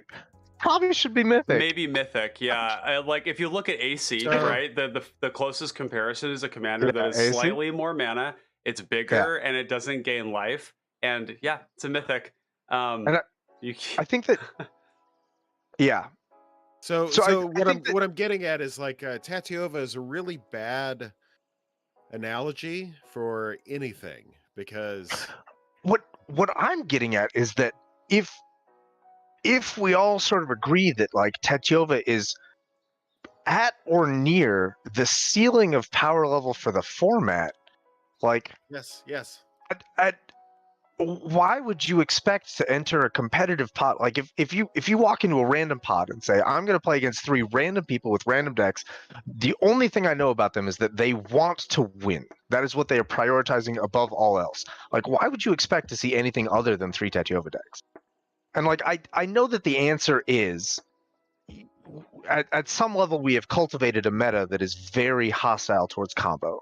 And that if you bring the Tetiova, if you're the one Tetiova deck in a pod, you're going to get gang beat to shit, and then you're going to lose, and then the other 3 players will play amongst themselves. This is correct Tetiova protocol. Yes. You dumpster the Tetiova, and then you play the rest of the game after Tetiova's dead, and you don't stop until she's out of the game. I still win. I still win. Playing with power happens. Yeah, playing with power. Like I watched a clay deck or clay game recently on the YouTube where everyone just dumpstered. Like I spent the first 20 minutes of the game feeling really sorry for Clay because he was just getting absolutely dumpstered over and over. He was like, I tried to do a thing, and 3 people were like, shut the fuck up. And I was like, damn, this is savage. And then he won. He was just like, actually, I'm gonna do it anyway. Get wrecked. And I was like, ugh. Like Tatiova exists in a completely different level, and I think there's the point that you were making, Clay, earlier about Tatiova being a card that was just misprinted at rarity is a good example of that, because technically, like a commander like that, we should have questions about whether the format is healthy if that is what's going on. If a commander is so good that it demands that everybody viciously focus it, because the way that the format has responded is exactly the way people should, which is destroy that player, because there's no game until nobody is safe until that happens. We've come all the way back around to the reason that I believe in the tier list, and it is that these are the commanders that demand everyone's attention. And if you put a pod together that is nothing but these commanders, then the attention goes everywhere. The attention is evenly split. And if you put a pod together that is like 1 Tetiova and 1 Avalanche Caller and other things, then the attention is very skewed. I think I would have to disagree about a lot of the stuff on here. There's a lot of stuff on here that folds way easier than Tatiova. Let me address that. Let me address that. So, looking at it right now, it's not. I think the issue here is not commander related. I think it's archetypical, right? I think it's related to archetype. Once you start getting that combo in with the mid-range, in with the aggro, see, now we're getting into that ecosystem where one is feeding off of the other. right? In that big magic brain archetype Patrick Chapin, analysis of one archetype eating another. Yeah. Like once we get away from commanders and we start talking about archetypes and we start talking about a non-combo pod and we start adding more elements like a control deck, a mid-range deck. See, that's the thing that's changing, and we're blaming the ganging up on Tatiova. That's what a mid-range deck does. That's what an aggro deck does. You That's don't what a want the control game deck to end does. soon. Yes, you want the game to end at at a longer time, right? Yeah. So I feel like ganging is maybe a little bit of a misnomer because it's part of that is being explained by what that particular archetype is trying to do. So like controlling, attacking, all of that stuff is not experienced in the proto CPDH meta. Yeah, we've got basically like mid-range and control were like white blood cells to the combo only metas, where it was like, no, I don't want the game to end, and I'm gonna and I'm gonna slow things down really hard. Now, Tatiova just doesn't get punished by that. And this is one of the things where Tatiova is unique in that it has the ability to combo very rapidly, or later on, if you let it go, it's not okay. It's fucking not okay, right? Now, the thing is about what you said when I'm looking at this list, and for those of you that didn't get a chance, go in the chat and look. I linked both Crash's tier list and the deck database there. In tier 1, we have Gormod, we have Ghost of Ramirez, or actually, no, pardon me. Yeah, we have Gormod, which is Ghost of Ramirez and Tormod. We have Ghost. We have right next to that, we have Ghost and Armix. We have Guildmage, Layweaver, Loreweaver, and Tatiova as ranked in tier 1. Now, of all those decks, I will tell you that there is simply one of those that cannot be taken by a single player at the table, and that is Tatiova. Because every single one of those, like for one thing, Tormod Ghost, this is a problem for way later in the game. This thing doesn't kill you on turn 7. Okay, this kills you on turn 15. Yeah. I've played the shit out of this deck. It is, and I've talked to Crash extensively about it. This deck is not intended to win. It is a possum deck to the nth degree. If you look at Ghost and Armix, bro, you bring friggin' Armix without Esior into a representative meta and watch as the white blood cells notice that there's a commander that kills everybody else's commander over and over and over again. I say representative because we're closer. That's the word I'm noodling. We're closer to representative at the tryhards meta than anything that has happened so far. Okay. We don't have to compare. I don't know if that's true. I think it is. I think that we have a balance of archetypes and that everything is playable to a degree that was not seen before. I would absolutely not be arguing with you if you said balanced meta. No, I said representative. Yeah. I know. I'm arguing with you because you said representative, and I don't know representative of what. Oh, pardon me. Well, representative of balance, actually. That's really what I'm going for. So we are talking about the same thing. Which is why I would not be arguing with you if you said balanced meta. Yeah, so when if you say balanced meta, then my argument is gone. Carry on. Yeah. So all I'm just trying to point out is that we have a lot of nobody disagrees that the tier list is full of really powerful good stuff. I think that's not in anybody's discussion here. It's more about what this does to people's perspective about the format, that if you're not playing something that's tier 1, not good. And I think that that's part of the rub. What did you have something to say about that, Clay, or were you? Well, I was gonna pivot, and I think this takes care of this addresses Dave's next point. But I wanted to give him the opportunity. Yeah, hit it. Send it. My point is that I think that if you are looking at the tier list in a vacuum, if you are staring at a tier list without having any idea who Crash is or who Yalaran is or who Mentir is, if you're just looking at the tier list without knowing anyone, it is possible to come to this conclusion that if you're not playing one of these decks, then you're doing something wrong. I think a 30-second conversation with anyone in the format will leave you with the impression that it is a wide open builder's paradise and you should experiment and explore and do other things that are untested and not on the tier list. I don't think they're like, I think Crash is one of the staunchest defenders of format exploration and experimentation on the planet. I don't think that this idea that the tier list is anti-exploration or solved format or finished or complete or like the definitive resource. I think that no one would attack that idea more critically than Crash. And I think that talking with him would reveal immediately that he wants you to explore. He wants you to come up with a new deck that he has never heard of, and he wants you to impress him with it, and he wants to be able to put that on the tier list. He just wants to see it in action a dozen times before he commits to that. So yeah, this is where I was kind of going to go with that.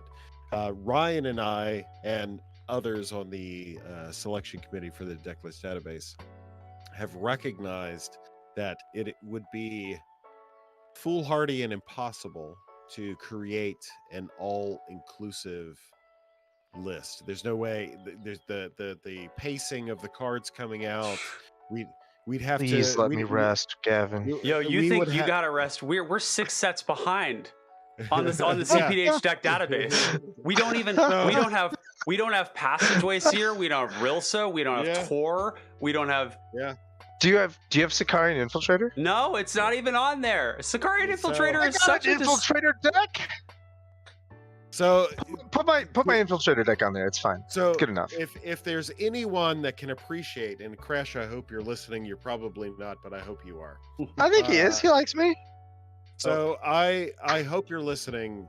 I myself and the others associated with our project understand that it is difficult to create something that's comprehensive. Therefore, it's moronic to even try. So basically creating something that is representative of competitive potential is probably better. Now, you had your way of doing it, we have our way of doing it. I'm not suggesting one is no. Now Ryan would say something else, but I'm not suggesting one is better than the. That's not what I'm suggesting. It's just what I'm suggesting is that I recognize, in the same way that he would probably recognize that doing something comprehensive is nigh impossible, and you're trying to put forth the best representation you can. And the tier list has a bunch of fantastic stuff in it. There's no question about that. I don't think that Yalaran and Crash have ever made the claim that their list is comprehensive. No. I think that they have the claims that they have made is that, to the best of our current understanding of our current meta, these are the decks that we know with absolute certainty will hold up. Publicly, based on yes, our you're evidence. correct. Yes. Publicly, you're correct. I think that the rub that I experienced when I first started this format was so much gatekeeping around what is good and what is bad, and that was really tough for me. Frustrating, I would say. So I will admit, I will be the first one to admit that whether or not that behavior did or did not happen, the tune changed. Of course, yeah. And the thing is that the reality is like, there's the main thing that I know myself and Clay are really excited and interested about in this format. We just want to see it grow. And whether that's through sharing the tier list as a set of amazing lists that people can access that will be powerful, or whether that's through the CPDH guide deck database where you've got user submitted lists there. There's a lot of amazing stuff to play, and I just think that it's important that there be tools out there that provide people a good sense of what's available out there. I think tools. These are starting places. I disagree with nothing that you have said. I'm on board with all of it. I think the tier list is one of those tools. Yeah, that's what I said. Yes. Good. Yeah. Excellent. I think like I share it with people. I generally share the database with people first because it is the tool that I think captures a broader array of stuff. Absolutely. And again, it's not supposed to be prescriptive, whereas the tier list is more prescriptive. It is saying these are the ways that these very, very top-notch decks are built. Whereas in the CPDH deck database, the things there are more of like, these are some powerful submissions that have been reviewed by a group of people and then voted on as to whether or not they sort of meet muster for CPDH. And so I usually share that one first. But again, a lot of times I'll say like, hey, you should go if you want to play Tatiova, go take a look at the Tatiova list that's listed on the tier list. Because yeah, it's amazing. Now, is it the only way to build Tatiova? Absolutely not. Lately, we've been seeing, Noyark and Jonathan or XRLY have been working on Big Blue Tatiova, where it's literally Tatiova that doesn't have a combo in it. Tatiova that just produces really big threats, draws cards off of its lands, ramps, and if we're name dropping Big Blue Tatiova, we have to include Fayamius, who built Tatiova as a casual deck 4 years ago. He was I don't see him in the home base often. He has the Big Blue, like, just idiot ramp, Strike idiot Riverwinder, Kozilek's like, Channeler. That's his deck. Ulamog's Crusher. Let's fucking go. Like that deck. As far as I know, that deck originated with Fayamius, who is also German. It's a little bit different the way that the Big Blue is taking its form, and we'll have to save this one for another interview. Yes, for sure. That one's really, it's something else. It has a whole pattern attached to it, but it's So let's pivot a little bit, because God bless you. Hey, Crash, if you're listening, he is. The next interview, the next rules committee interview, I'm going to ask you. And I hope you accept. No live, just straight recorded, me and you. Spicy. So I hope that you accept. So anyhow, so we're gonna pivot. So those who are here for us, myself, potentially Ryan, if you saw that he was going to be on the stream tonight, probably don't know, which is a shame, naughty, bad, horrible. So Dave is involved in podcasting. Dave is involved in palling, although I don't think you've played with the pals in a while, which is kind of bad, but I'm not here to shame anyone, but that's horrible. February. Right. And then he's also, obviously, you don't do the Twitters. You're in the Discord servers. You kind of do the Reddits. I'm not sure anyone's going to be doing Twitters in another 4 months. I feel like that whole platform is just on fire. Did it matter in the first place? May it rest in peace. But yes, I don't do Twitter. I do Reddit. So tell us about this podcast, and then if you would, I'm trying to surmise. So I'll have to admit that the podcast is a little bit of a Seinfeld deal, where there's no real intention except for PDH, the larger things of PDH. There's some recurring themes. There's some recurring themes, but yeah. The intention of the podcast is to have a podcast. The primary goal of the podcast is that we all like it. And we do it because it's fun for us, and that's really, I think, all the more thought any of us have put into it. We're having a good time, and like it shows. We're having a good time, and then like people are listening to us, and we're like, oh, that's kind of neat. Like, we didn't really expect that, but it's cool. It's cool that that's happening. Mostly, we're just having a good time. Yeah, and for those of you chat, we have I dropped a link there for the PDH Pals on YouTube, as well as the PDH Pod on Spotify. I do recommend you go check that out. They've got great set reviews. They've got great commentary on product release. There's a lot of really excellent stuff there. The PDH pod is also run by Brad Drac V, who runs the Pauper Guild. I've had long association with him through my 60 card, and then also with the Pauper PhD, Liam, who's also on that. So it's a great trio and really good content. And then the PDH Pals, PDH Pals. They are on YouTube. They have an enormous library of content. I want to look at this here. We've got how many? We got Outwim in the chat right now. Oh my gosh! Look at that. Man a question. This is a sniff. A wild sniff. How has entered the chat. The Foon signal went up into the air, and he was like, "That's the chat. I need to be there now." Yeah, it says he's locked in. That's exactly what the pals do. We are just hanging out and having a good time.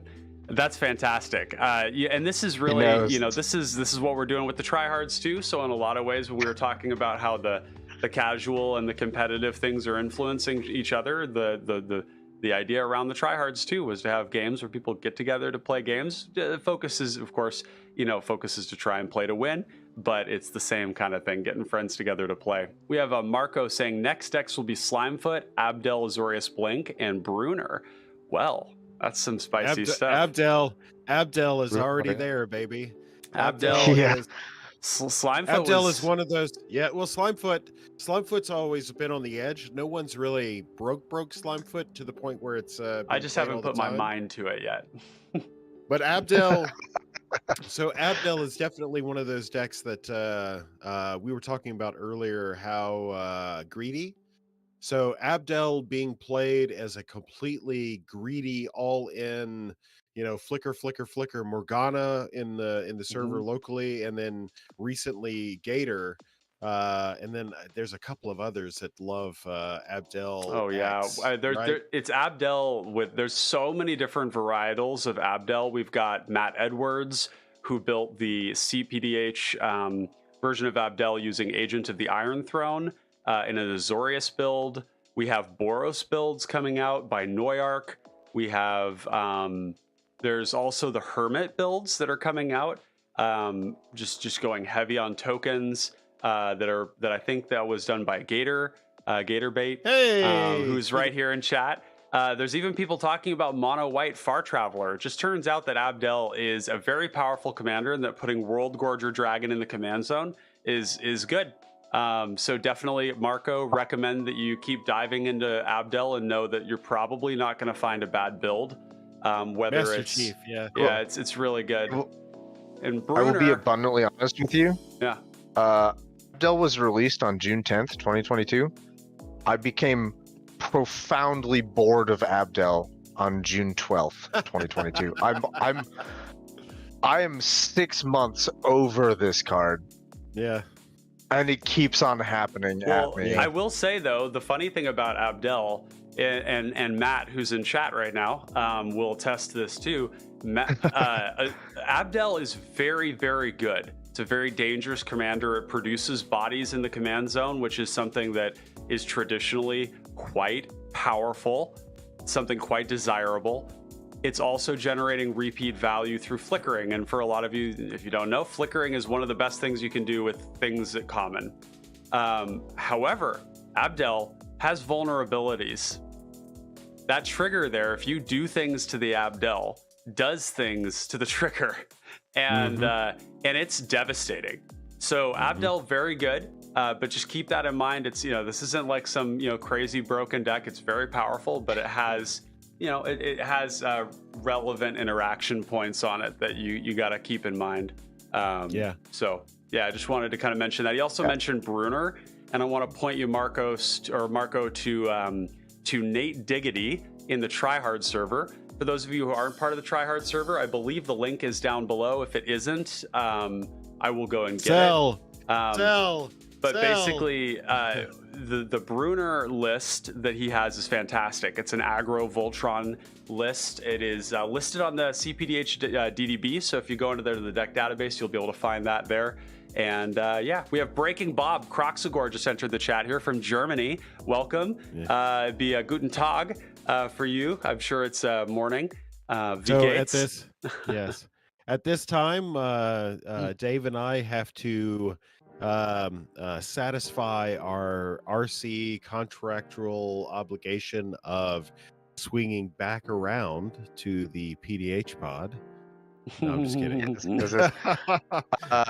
Sniff how demands it, and when Sniff tells me to do something, I do it. Those are the rules. Clay mentioned a couple minutes ago that he hadn't seen me in the PAL studio in a hot minute, and I will be there in mid-February. You heard it here. See this hole in my heart? February. It exists. Jesus, I wish I knew the date so that way. 2 months. 20. Yeah, you might have to. 220, I think. You might have to send me some deets. Okay. I think I haven't bought a train ticket yet. I'm 98% sure it's going to be February 20th, 2023 that I will arrive in the PAL studio. Oh no, okay. So I wouldn't be able. Yeah, I know. I just teased it, but February 20th, I have a safety conference that I have to attend. So you're going to be watching on your phone from the conference. That's cool. Correct. That's a bold maneuver. I appreciate that. But if it were not a conflict, maybe. I'll be there. I'll be there for a hot minute. So personal information. I got a new job in February, and it is great. I love it dearly. It is taking great care of me and my emotional health, but I have a lot less time off than I did a couple of years ago. So my ability to attend functions at the PALs is somewhat limited of late. I get February break is a week off. I get in the middle of February, so I'm gonna head down to North Carolina around then. The other thing that got mentioned a couple minutes ago, the PDH pod. We have big plans to end out the year. We have invented an awards show called the Yargles, and tomorrow we're going to record an episode where we award Yargles. This is our award for like best something. It's the Yargles. So we're going to award a number of various Yargles to different cards, different decks, different people, different events. It's going to be a big Yargles show. So we'll give out a bunch of Yargles. We'll be recording that tomorrow night. Should be available for you to listen to sometime Friday, I think, is the standard release schedule. I don't know. I show up in a Discord conference and I make noises with my face, and then I sort of stop participating in the podcast thing until an episode comes out. Brad does all the editing and the releasing and all of that. He's a champion. Brad's a does not stop to deliver. Yeah, very hardworking, very diligent. Does a lot of amazing stuff. The guy is everywhere. The man is tremendous, and like he's got this. I hesitate to call this a personality flaw because I love this man dearly, but I don't know what else to call it. He does this thing where after doing 98% of all of the work to make this podcast happen, he will show up in our podcast Discord and be like, I want to thank you guys. And I'll be like, brother, wait a second. Can we pump the brakes on the gratitude? Like, that is not how this works. Like, my man. Time out. Like, you said that PDH Pod has a Discord server. PDH Pod is a Discord server. You can, it's kind of a secret. PDH Pod is a Discord server. Not anymore. You can access it if you're a patron. Like we created a server. The three of us, it's Brad, Liam, and I. We created a server so that we could like execute the recording duties really well and like communicate with each other. And then after we had created the server that was just for the three of us, we made a Patreon. And after we made a Patreon, we were like, should we invite Patreons to the server? Like, would they be interested in this behind the scenes stuff that we do? Like, is this a place? Is this a place where we could talk about PDH? And we decided that yeah. And so we do have a Patreon server. We have a Discord server. If you want to hop on our Patreon, like I think the minimum monthly donation is like $1 or something. Like it's pretty inexpensive. You can come hang out on our Patreon server. If you don't want to be on our Discord server, or if you do want to be on if you want to hang out with me on Discord, but you don't want to spend $1 a month to do so, I am very, very available on the PDH home base. I moderate. Tryhards, I'm a moderator. Pals, Discord, I'm a moderator. PDH Pod, Discord. Oh yeah. I'm a moderator. I got them all. I am. So I moderate all of the PDH Discords. I must say, I reached out to Brad. I was in the depths, the throes of my feverish mind. I was very sick all this week with like either RSV or influenza A, and it ravaged me. And I was sitting there looking at Twitter. Thank you. I was looking at Twitter. I saw Brad's post about the Yargle, and you know what?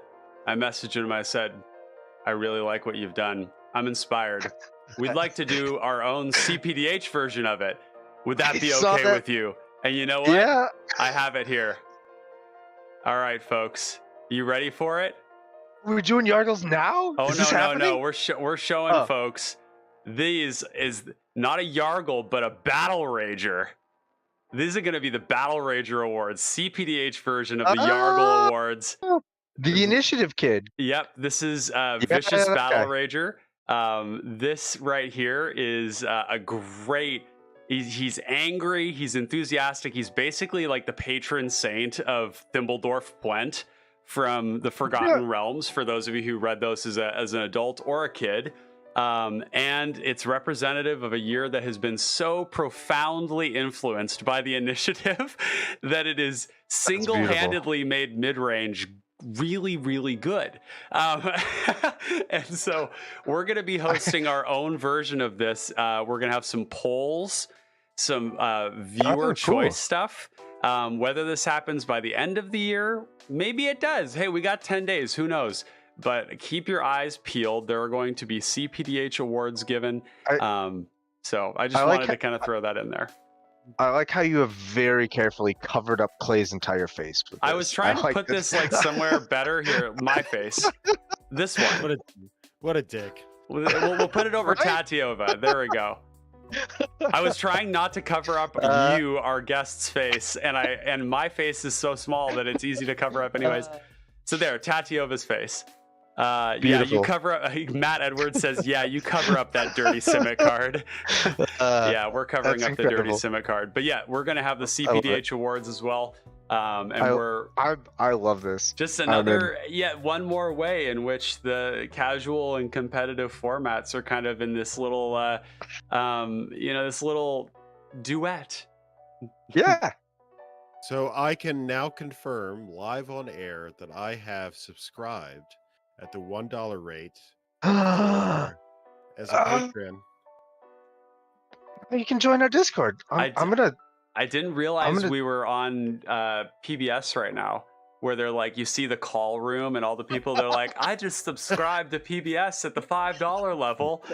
And it's like all these Who invited this guy? Old Why white is women. He here? Like I don't like this line of questioning. Old white grandma lady who's like, I would like to subscribe at the $25 level.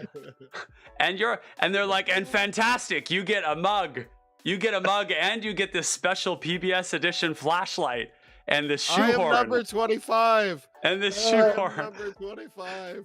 A bunch of random. Amazing. I have a bunch of that PBS shit in my house because my parents used to love PBS so much. No, I do love PBS. PBS is great.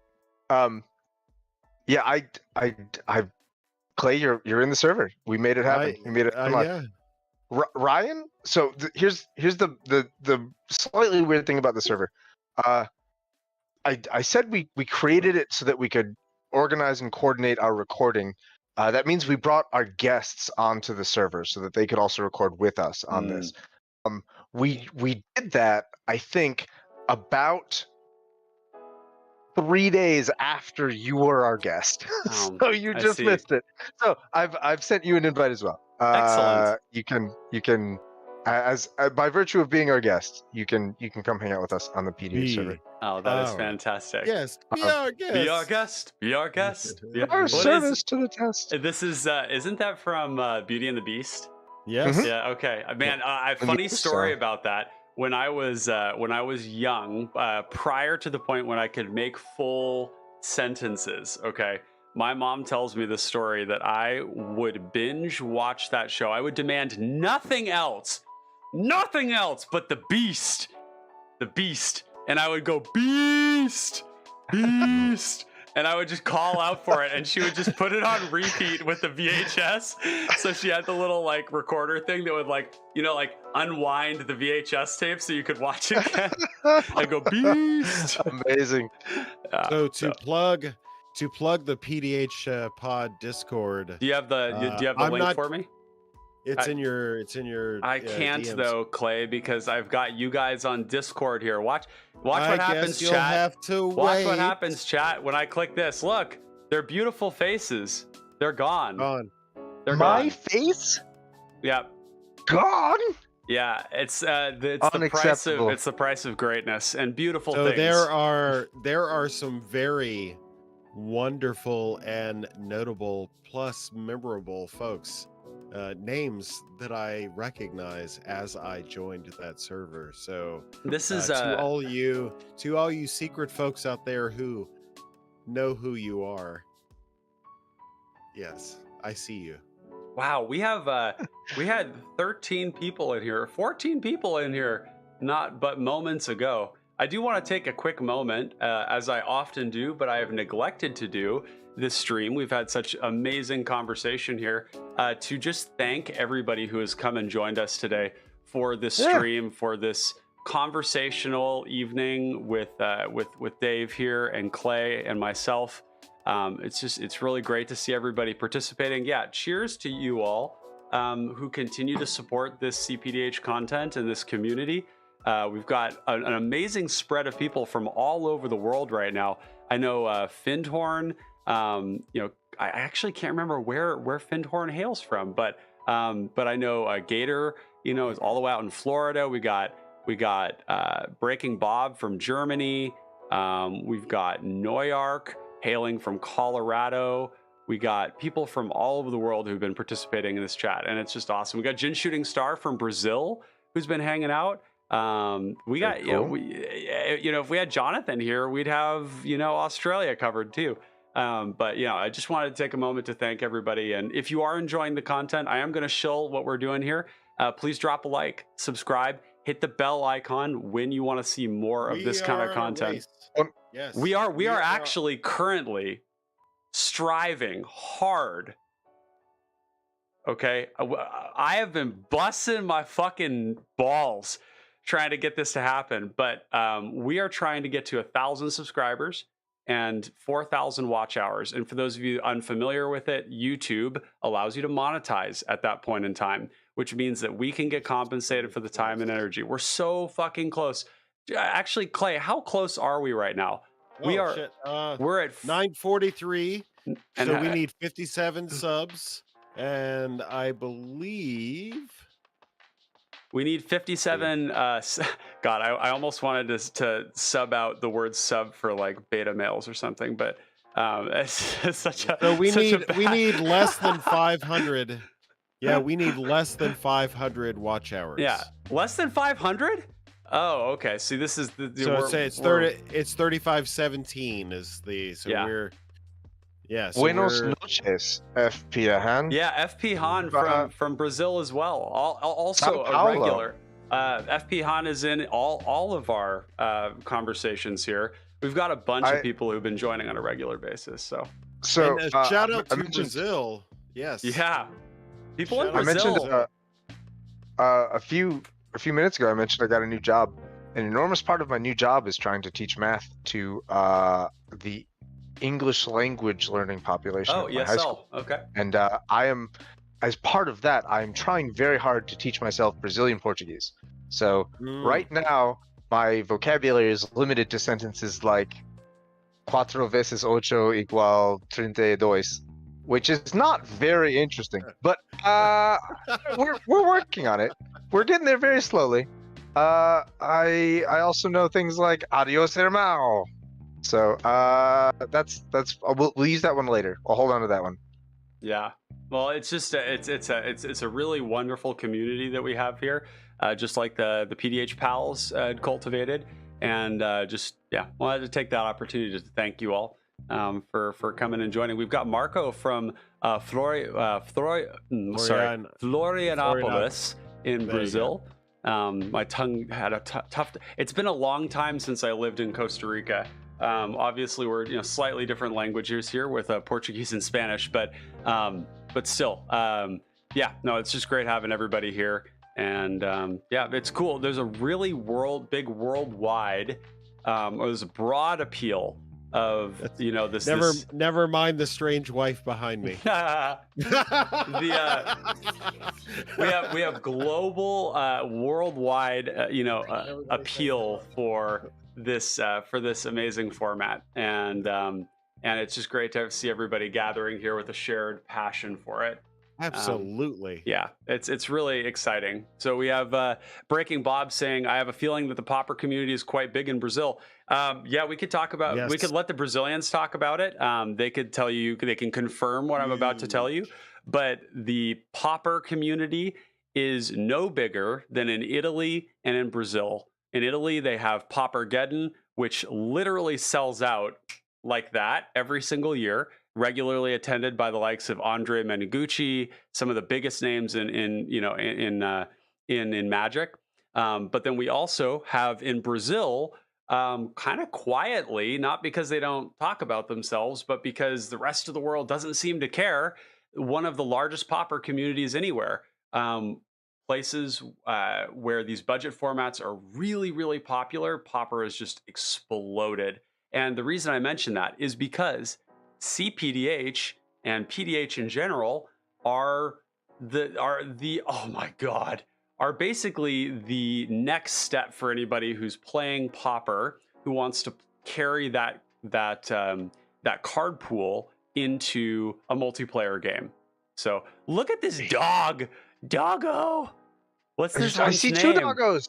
My golden just laid down on the. I saw the head pop up. What's this cutie? So this is Lena. And that is Maximus over there. Chat, we have dog vibes.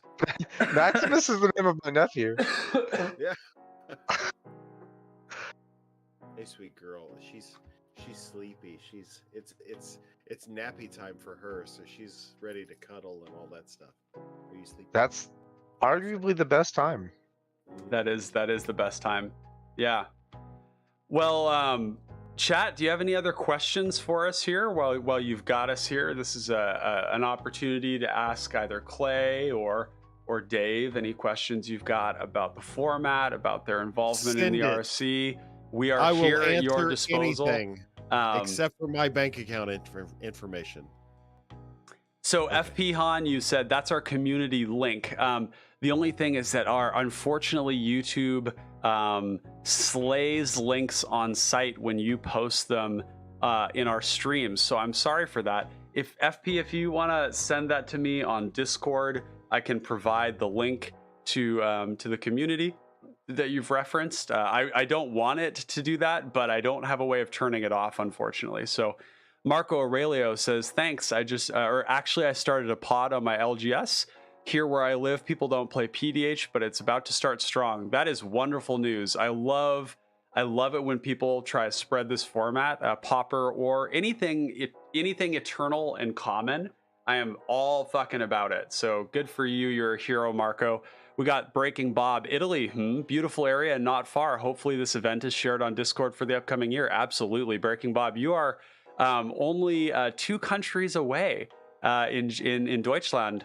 From Italy and from, I believe it happens in Rome, is where Paupergeddon happens, but it's massive, utterly huge. I'm very prepared to believe that something named Geddon happens in Rome. Yeah, of course.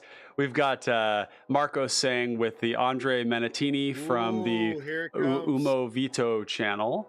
Yep. Here it comes. And then we got the last one. The question I have is, why are the cards allowed when they have been ever printed a common in the... So Thanatos asking, the question I have is, why are the cards allowed when they have never ever been printed a common in the command zone? So I think what he's trying to say is the opposite of like why commons aren't allowed in It's- the command zone. He's either asking why are commons not allowed, or why Like, isn't command zone exclusively commons? Because I mean, there's an argument to be made that the name of the format is Pauper. Oh, right. It's Yeah. weird that we allow cards that have never been, like Boggle. But Yeah. Boggle has been a common, Yeah, so but it's you're also been fine. uncommon. You're fine, Thanatos. Yeah, you're fine. If you want to just confirm for us whether it's a question of commons being in the command zone or why commons aren't in the command zone. Is the question, should I be allowed to play Ponyback Brigade, which has only ever been common, or is the question, why am I allowed to play Parcel Beast, which has only ever been uncommon? I guess I could. Why are cards allowed in the command zone if they haven't been only uncommon or high? Oh, so things like Boggle has been uncommon, but it has also been a common. Yeah, Oh yeah. Yeah. we are. I can explain. We have, as a rules committee, we have chosen.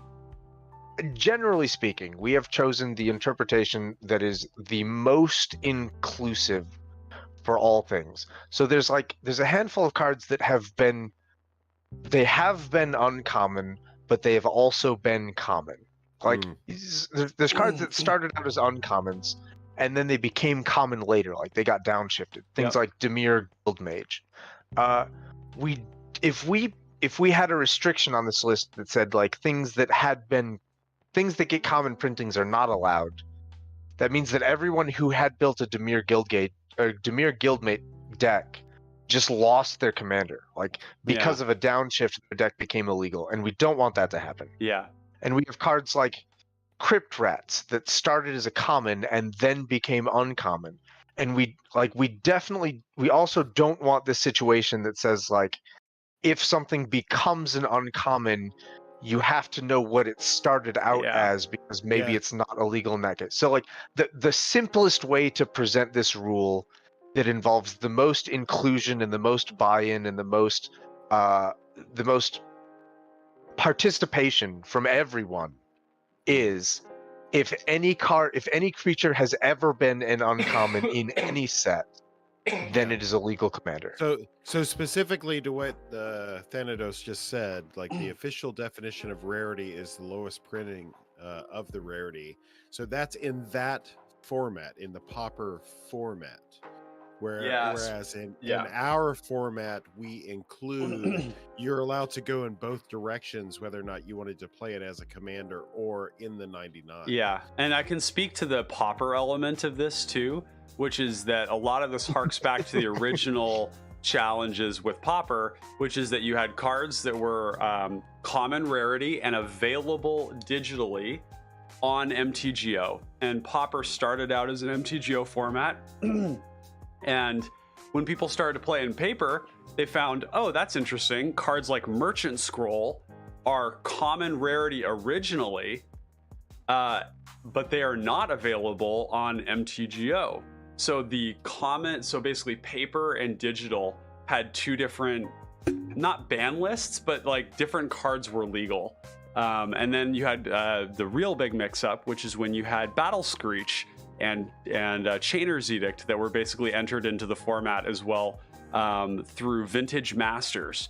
And so eventually Card Kingdom, which is in Seattle, a mock sporting house, basically had these big tournaments where they did a unified ban list, and they had all of the cards. They basically said any card printed or released on MTGO as a common ever is legal in our tournaments. And so that was the model that WotC ended up taking and using for the Pauper legality. And there were still some weird outliers, like Rust, for example, I believe is not on MTGO. It's only in paper. So anyways, yeah, we've got a couple of questions here that have followed after that. FP Han asking, could allow common legendary cards.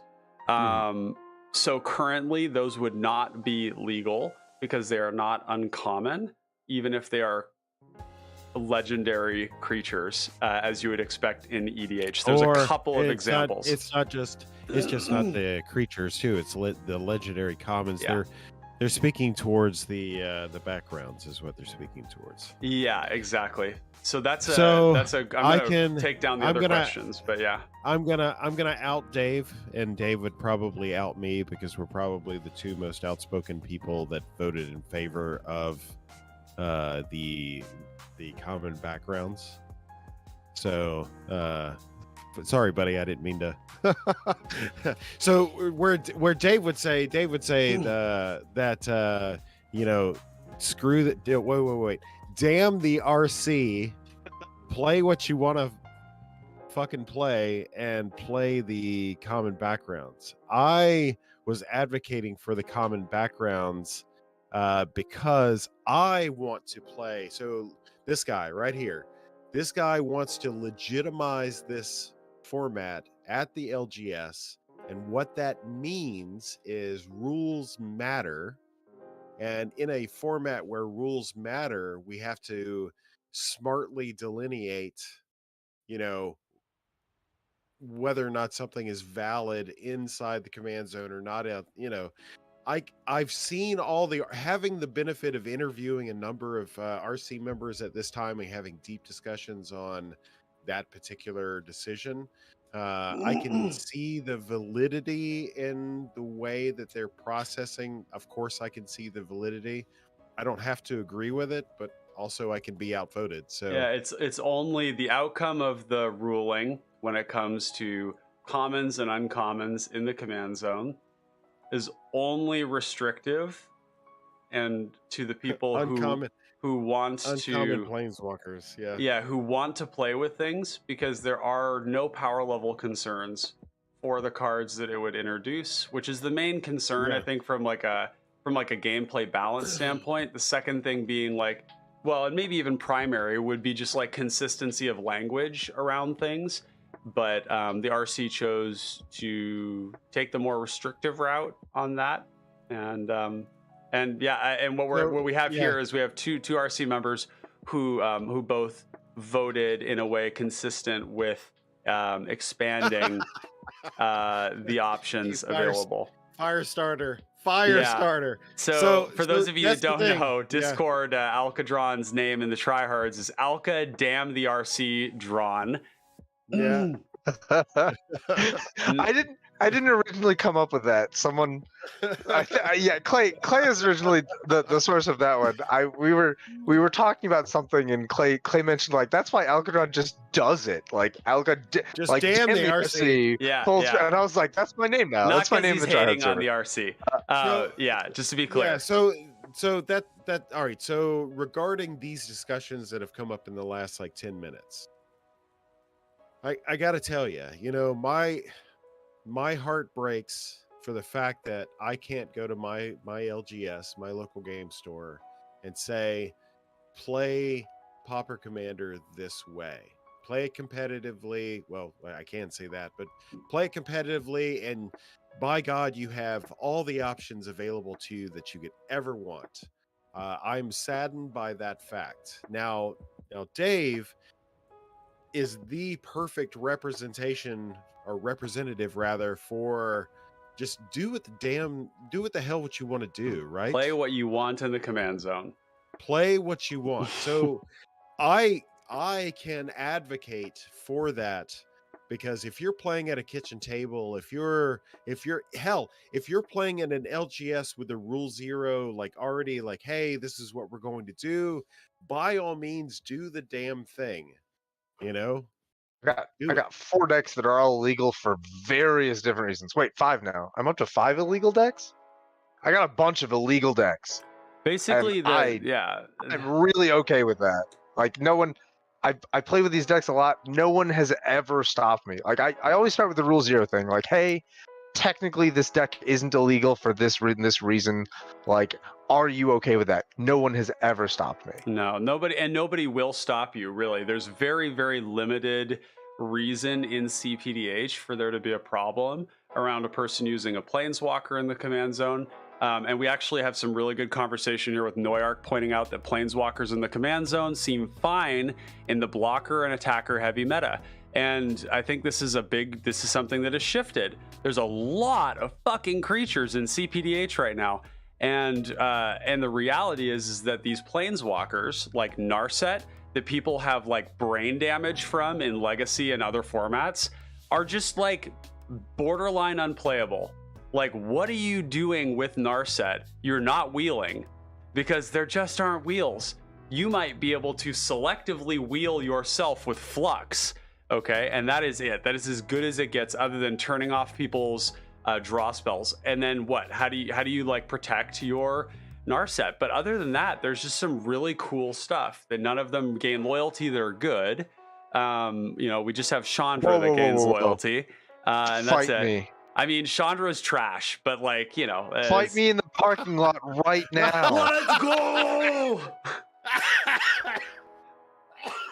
not Chandra's my planeswalker deck, man. How are you gonna call me out like this in front of God and everybody? Trash. He just called you trash. I am trash, and so is the deck. But you're not supposed to say that out loud.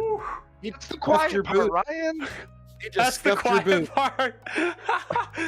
So what we're basically going for here is that the options we have in the planeswalkers are all totally reasonable. They would expand the available options that we have for CPDH. They would offer a new kind of permanent that would be resilient in some ways to the traditional removal while also being vulnerable to attackers.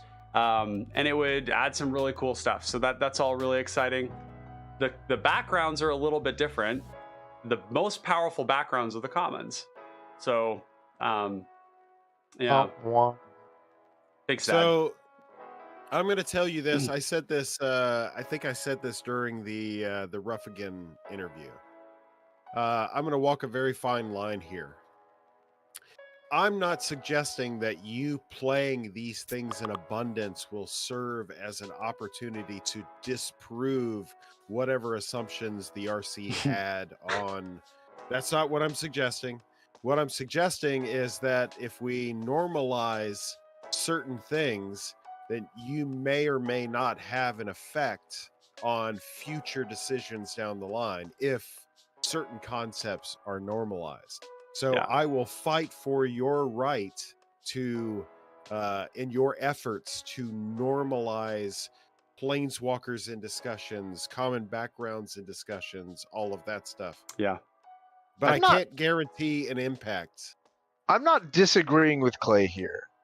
I'm going to say something differently than what Clay did. I'm not trying to.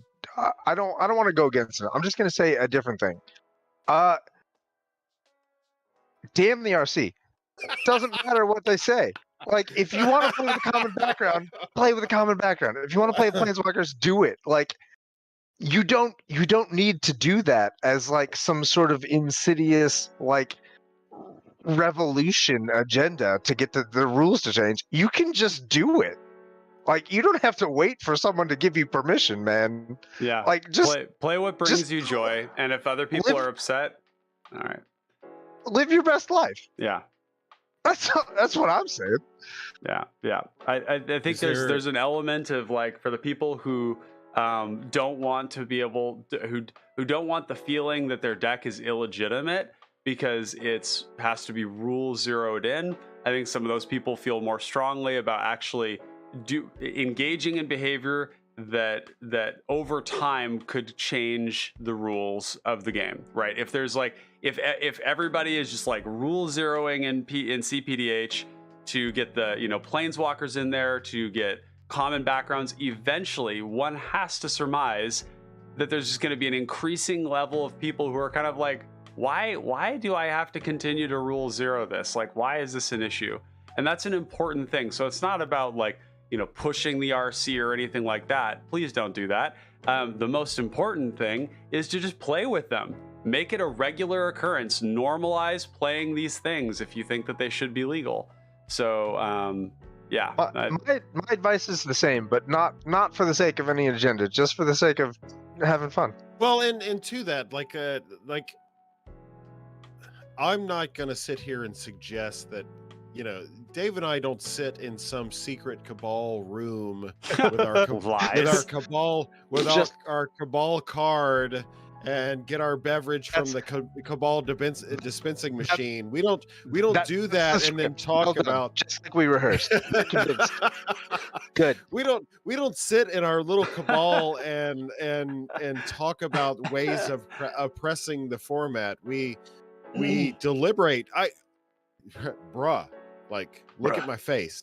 Like, I have scars from the knockdown dragouts that we have in our management server, our RC server. I can't even tell you.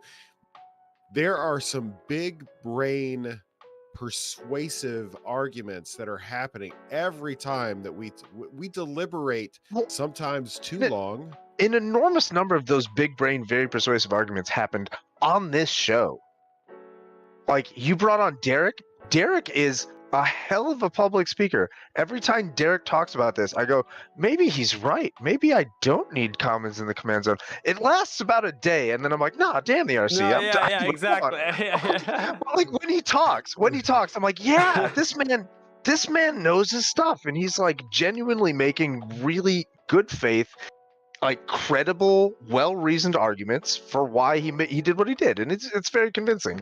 Yeah, I'm not convinced, but it's very convincing. Yeah, I agree. Like, you can have a well-argued position and still be wrong.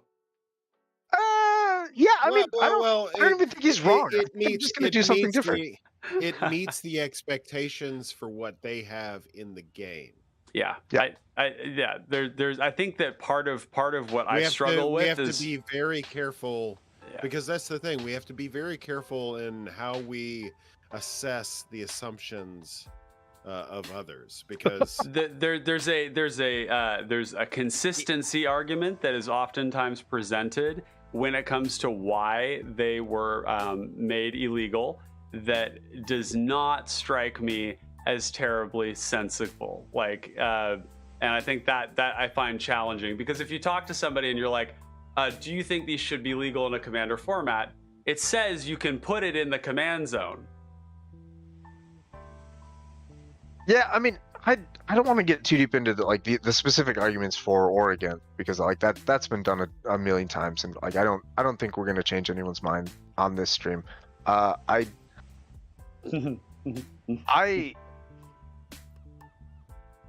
did I want to add here? A decision has been made. You do not have to abide by it. Do what you want. Live your best life. Play the decks you want to play. Yeah. So I would suggest that in addition to that, the decisions that are made aren't done so lightly, and it's true. It's not in the absence of consideration for the player base. It's not like we just sit there and think about ourselves, and we're not Sheldon Minery where we're like banning things that have been used against us. Is that really what happened? That's a trope. That's a trope that people say about Sheldon Minery. Did we just bring this back to Ristic? Yeah. So like, I've absolutely done that. Let's not.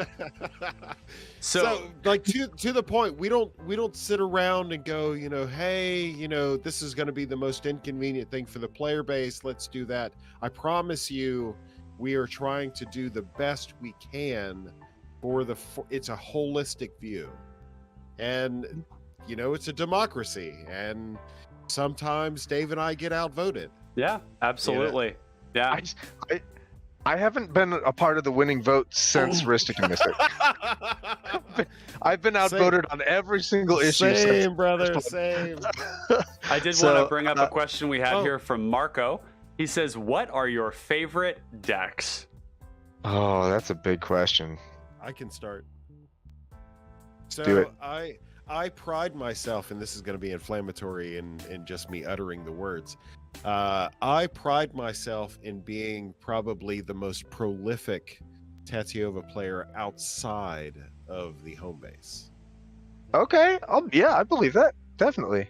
So my Tatiova journey is a torrid one, because I was abused by Tatsiova in the early days of my CPDH experience, and it was like almost a Stockholm syndrome where you've grown to love the thing. I studied as an opponent of Tatsiova. I studied Tatsiova relentlessly. The ins, the outs, the pain points, the choke points, the decision points, all of that stuff so much that I was like, why don't I just play this thing? And then I discovered that in my playing of the deck, I'm actually a really competent pilot of the deck. So like it's like this weird like hate story that turned into a love story. Like my deck is about three to four cards depending on how Crash does his thing. Mine's 3 to 4 cards different than Crash's, and that's just meta calls, basically. Yeah. Totally fair. Yeah. And what about you? If I'm giving the tryhards answer, where I am focused very much on the competitive scene, my favorite is definitely Birhorse. It was my introduction into competitive. It was like it was for a while. It was like my thing. Like this was my baby, my like brainchild, and like to see other people experiment with Birhorse and build their own versions and try it and bring it into their pods and like do Birhorse things to people, like I just fills my heart with joy. Like I love seeing the Birhorse do things, and that's great. Marshcroc was also kind of my thing, but like that deck is kind of fucking awful. So maybe it's the pilot. Maybe what? No. Not awful bad. Awful as in awful in to play against. It is just, it's awful to play as well. Like it is a miserable grind for the whole table, and I love it, but like it takes it takes a very specific player to play kind that. of sicko. Yeah. I have to be in the right mood to enjoy a Marshcroc deck, and that mood is abject nihilism. So those are my competitive decks. If we're talking outside the competitive realm, my favorite is some combination of Serkera the Bold, Dragon's Approach, or Azra Oddsmaker, Aggression, or Mardu Rough Rider Memes. I think those are the 3 casual decks that I'm the most enthusiastic about on any given day, and it's like they're all very red. It's just different progressions of mono red, red black, white. Like it's just if you start with mono red and try to increase your aggression by adding colors, you just get this red Rakdos Mardu plan. Yeah, those are my favorites. That's awesome. Yeah. We have a couple of other things here. We said the Breaking Bob set, I think there's a reason for that. The same reason why Oubliette is banned in PDC 1v1. Interesting. I wonder one day if we're ever going to get a conversation about that in the RC for Oubliette in non-1v1. We can have one right now if you like, baby. I mean... We've... so I'll be honest. I'll start. Go. Oubliette is fine. Go. Right.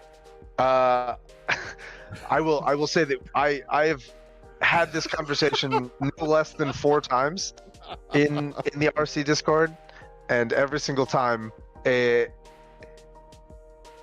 entire conversation is exactly what Clay just said. Like everyone goes, Oubliette is fine, and I go, okay. Like you're the experts. I'm here to fuck around with Mardu Rough Rider, man. Like if you say Oubliette's fine, then I trust you. I will concede, because Ryan's point is that Oubliette stops you from doing the commander thing by playing and maintaining your commander. No, wrong. No, because you can't cast your fucking commander again. Yeah. No, I have big problems. Breaks the rules. Vanishing should go too, even though it sees almost 0 play. I'm about to change that, but like I'm about to make play people Vanishing. cry tears of blood. No, CPDH, so people don't play Vanishing for some reason. I play Vanishing in my mono blue decks. It's double blue is really intense. It so is I only intense. put it in my mono Yeah. blue You need to decks, be a but ramp deck. I do play it in my blue decks. So- Yeah. Yeah. What I'm suggesting is that if a mantra, if not the mantra of CPDH, competitive Pauper Commander, is flexibility and the being able to answer certain things, right? Then this falls underneath the umbrella of that mantra. So if oubliette exists and you do not have an answer for said oubliette, sucks to be you. You should have planned better. You know? That strikes me as a fucking awful take. The fact of the matter is that phasing interacts with the way with the command zone that it shouldn't. I agree. And So that is we are and both see this is great. I knew am you a were gonna say this. serial caster of oubliette. So I cast it all you need the to hear time. this. You need to hear this. Two things can be right at the same time. What I said is correct. Oh, sure. What you also said was correct. Yeah. No, Those it can. two things don't negate each other. Yeah, so I find that like the idea that you should have answers for enchantments in your deck to be a really good one, right? I don't think that people should have to do that or should do that simply because of oubliette. People still should be running Feed the Swarm in their black decks. People should still be running Return to Nature in their green decks. Farika's Libation. You need to be playing ways to sacrifice your commander at times because it's going to die. Because there's other enchantments Yes. that are affected Yeah. by, yes. And you play exactly. Break Ties in your deck. All that aside, I would still do all those things even if oubliette wasn't in the format. I think that oubliette getting passed around like a dirty sock is one of like the least cool things that happens in a CPDH match when blue players So what's only have Into the Royal to bounce Yes. it, and then it just gets So that has reused been- over and over again. So I've been thinking about that because you've actually expressed that sentiment a couple of times before. That becomes less and less of a factor or what have you as there's less blue being played. Now in the beginning when it was blue X, mandatory because of Rhystic Mystic and all of that and the fallout of all of that. I would say yes, absolutely. That was kind of critical because Into the Royal just resets the oubliette Yep. and it's just a horrible time. Echoing Truth, Boomerang, fucking So as we transition away to blue being the best support color, not the best primary color, but the best support color, I think things have changed slightly, maybe not completely. So I would like to think that oubliette, the circumstance you were talking about where oubliette being passed around about the whole reset and bouncing and all that stuff is less likely to happen now because folks are either playing to their outs in their color, e.g. green or white removal or yeah. Yeah. Well, we have some feedback here from Findhorn Brownie saying, I think in PDH in general, oubliette is finer because there's so much more finer, so like more okay, because there's so much more enchantment removal in decks after Baldur's Gate. Oublietting a commander in casual is just rough. Because they're not playing removal. Yes. Yeah, I mean, I think it kind of, you're right that the options have expanded dramatically. Of course, if we're talking about red, the sole option you have currently is to lightning bolt your own commander. Sacrifice. So, This is Scour from Existence Erasure. okay, let's be real about Scour from Existence, though. This is Goblin Firebomb goes in artifact synergy deck.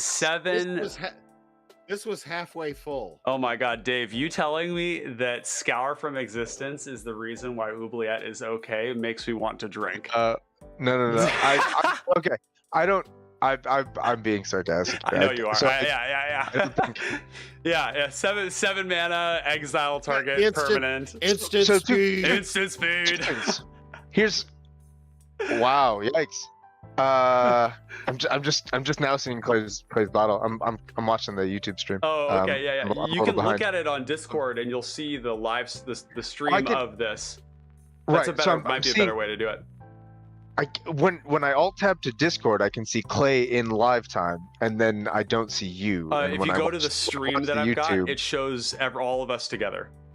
Oh, that sounds Bingo! okay. There you go. I see. I know how computers work. No, so two things. Thing one, Ryan, is I don't play mono red in competitive PDH, and there are one of the reasons for this is oubliette. Thing two is I'm very much with Brownie here. I think that oubliette in the competitive scene is a really powerful answer to a deck that is very, very difficult for a lot of decks to deal with, but not impossible. And it requires some investment on the caster's part. You need double black. You need to cast a 3-mana removal spell at sorcery speed. You need to open yourself up to counters and removal and getting blown out. And so, like, I think that it is not the boogeyman that like we think. It's not Ristic. It's It's crazy. not Ristic. You're right. It's not so Mystic or Ristic. Like oubliette it's always a feels bad. It's always this terrible, really garbage moment that I hate to see happen. I don't play oubliette in any of my casual decks. If someone oubliettes me in a casual game, I stop playing casual games with that person because the casual doesn't mean to me what it means to them, and I don't want to have that experience. If someone oubliettes me in a competitive game, I either deal with it or lose, and either way, I think that that's vaguely sort of fair play. Yeah, I'm not excited about it. Like if the rules committee woke up tomorrow and they all said, we have had a change of heart, we think this card is a problem, we are banning it effective now, I would throw a party. I would be overjoyed. I would be on your stream. We would be drinking way more than Clay has drunk already. I would be in the cups. We would be celebrating. in the cups. I two do boys, not think two boys in a that's- cup. Two RC members, one cup. Oh no! Please don't put that. Please don't put that cursed shit in my head. What the fuck?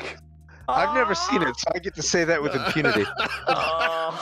No, so if it happened, I would celebrate. I don't think it's happening, and I'm no longer upset by that. I also think that you're right that it is not going to happen. I don't think that that is correct, but I understand that it probably won't happen. I just think that it probably should. The phasing mechanic should have never been worded to remove your stuff out from not into the command zone. And the fact that it wasn't means that oubliette should just go. Oubliette should be an exile effect. Yes. Oubliette was an exile effect for 23 years. And then they fucked it up. And then it was an exile effect with extra text that preserved counters and auras. And equipment. They couldn't fit that on a card, so they changed it to phasing. And the switch to phasing preserved it was a very elegant solution to it keeps its counters, it keeps all its attached things. It was an elegant solution to that, and I think that they really tremendously dropped the ball on the how does this interact with commanders. Because for 23 years, if someone oublietted a commander, you could send it to the command zone, you could recast it. It wasn't a problem. Yeah. I think so. Oubliette, I think, is singularly the problem because it says it phases out until. Yeah. It is the only card in the game with this text. Vanishing, I don't think is a problem. Yeah, Like, and phasing something out in a way that it will come back to you on your next turn. Like I recognize that phasing, or that vanishing, you can just phase it out again, but that's super meta intensive. And at the start of each turn, you get a chance to interact with that. You can come up with a sack engine. You might be able to, pull your commander later. Yeah. You can respond to the vanishing activation with a spell. Yeah, Spencer does have a question here about what's wrong with the deck losing access to the commander in a competitive setting, other than just saying it's a commander, of course. The problem is that CPDH and Pauper Commander is a very, very commander-centric format. The difference between commons and uncommon creatures, the delta is massive between a Sailor's Bane and a fucking Llanowar Visionary, right? And that's actually an argument that comes up on a semi-regular basis on the fact that whether or not and it's this phasing cyclical thing that we're ephemeral thing that we keep talking about how we're in this cycle of experimentation with commander-centric stuff, non-commander, commander agnostic. Decks. It's everything that we're doing right now, and large, because this format is so wide open. We go through these cycles, right? And these cycles are starting to tighten. That said, that's one thing that is likely to not change about CPDH that much, is how commander-centric it is. So it's not just that it's commander-centric, Spencer, it's that what it does is that the decks tend to be highly synergistic with the commander, and what it means is that when somebody oubliettes your commander, you don't play the game.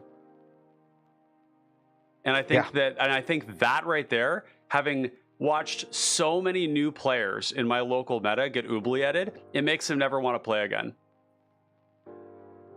It's a really shit experience, actually, to like have your commander oublietted and to know that your answer has already been exiled, or you've already cast your answer and you have no way to get it back. The problem is, so yes, you do have ways to get your commander back with certain cards, but most decks reasonably can't run more than like 2 to 3 of them. And if your deck doesn't draw lots of cards, you're just fucked. You're just fucked. Your commander is there until that player dies. And it does weird things. Like I've seen games where there's 3 oubliettes getting passed around by a bunch of blue players, and it's just like, oh my god, it slows games down enormously too when somebody loses their commander. It's like, what are you supposed to do to try and influence your chances of winning the game? Are you supposed to collude with somebody to get that player dead who oublietted you? Maybe. But also, I don't know. It's weird. To pivot just slightly in the same context, right? Ghostly Flicker, that combo is the most prolific combo that we have available to us in CPDH. Mm-hmm. And by and large, it is commander agnostic. So there's this weird divide between like hyper focusing on a commander, like Tidal Bore is a perfect example of this. Tidal Bore is played nowhere else except for Tatyova, and the reason why is Tatyova specifically provides the environment for which Tidal Bore can function as a combo card. So you'll have commander specific combos, and then you'll have the commander agnostic combos, and more often than not, I feel people will try to shove the like a flicker combo or a knack combo or something like that into a shell, preferably with a commander that can handle or otherwise exploit that. Yeah. And Spencer, you responded here saying, take what I say with a grain of salt because I don't play much PDH, but for the sake of argument, could that just be a deck building flaw? Said with respect, of course. Oh yeah, no, absolutely. We take these are great comments and questions, and we appreciate it all. We totally interpret it as such. So you're absolutely right. And in fact, I went on a spree of deck building about 6 to 8 months ago, where I was really focusing on commander agnostic type decks. A good example of this is Mayhem Devil, which has a lot of built-in synergy with Mayhem Devil, but the deck does not need Mayhem Devil to work. It's just Rakdos good stuff. And then over the course of the game, you build up a surplus of blood tokens and treasure tokens, which can then be deployed once you do resolve the Mayhem Devil as a way of stacking the table of their stuff, basically, of like killing their main important creatures. So yeah, there's that. There's like there's a lot of newer decks that are more commander agnostic because of various different builds.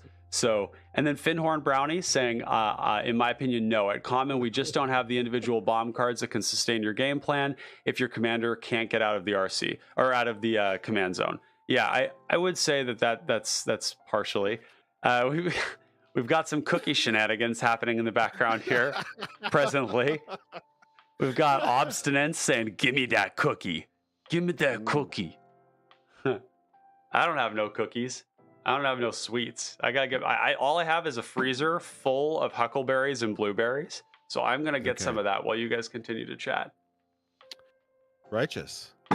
Okay, so let's see where to pivot from. Like, I still like the. I'm still kind of hooked on the unknown bent because the whole premise of this series was leveraged on the information that is largely unknown about our current RC members. For example, and I'll start. Nobody. No, that's unfair. I rarely get questions specifically about myself because I'm the one that's usually offering the questions. So, for those who don't know, I'm a military veteran. I was in the Army for 12 years. After that, I was an archaeologist for 10 years, working field projects. Now, currently, I'm a facility manager for a large company doing facility stuff and project management. So if you have any question about how I approach things, it's usually from one of those three perspectives. So that's something that I feel like most folks don't know about me. I have to be careful because I've been drinking. I don't want to give away my bank account information. Alk, you're a teacher, yeah? Yeah. Yeah, a math teacher particularly. You're on mute because your wife was talking to you. Ooh, thank you. That was a good call. Yeah, I very recently transitioned from being a math professor at a local community college into being a math teacher at a local high school. Years ago, I thought that my dream was to be I was trying to get a PhD so that I could be a math professor at a university, and that did not go as planned. I am, in fact, a college dropout.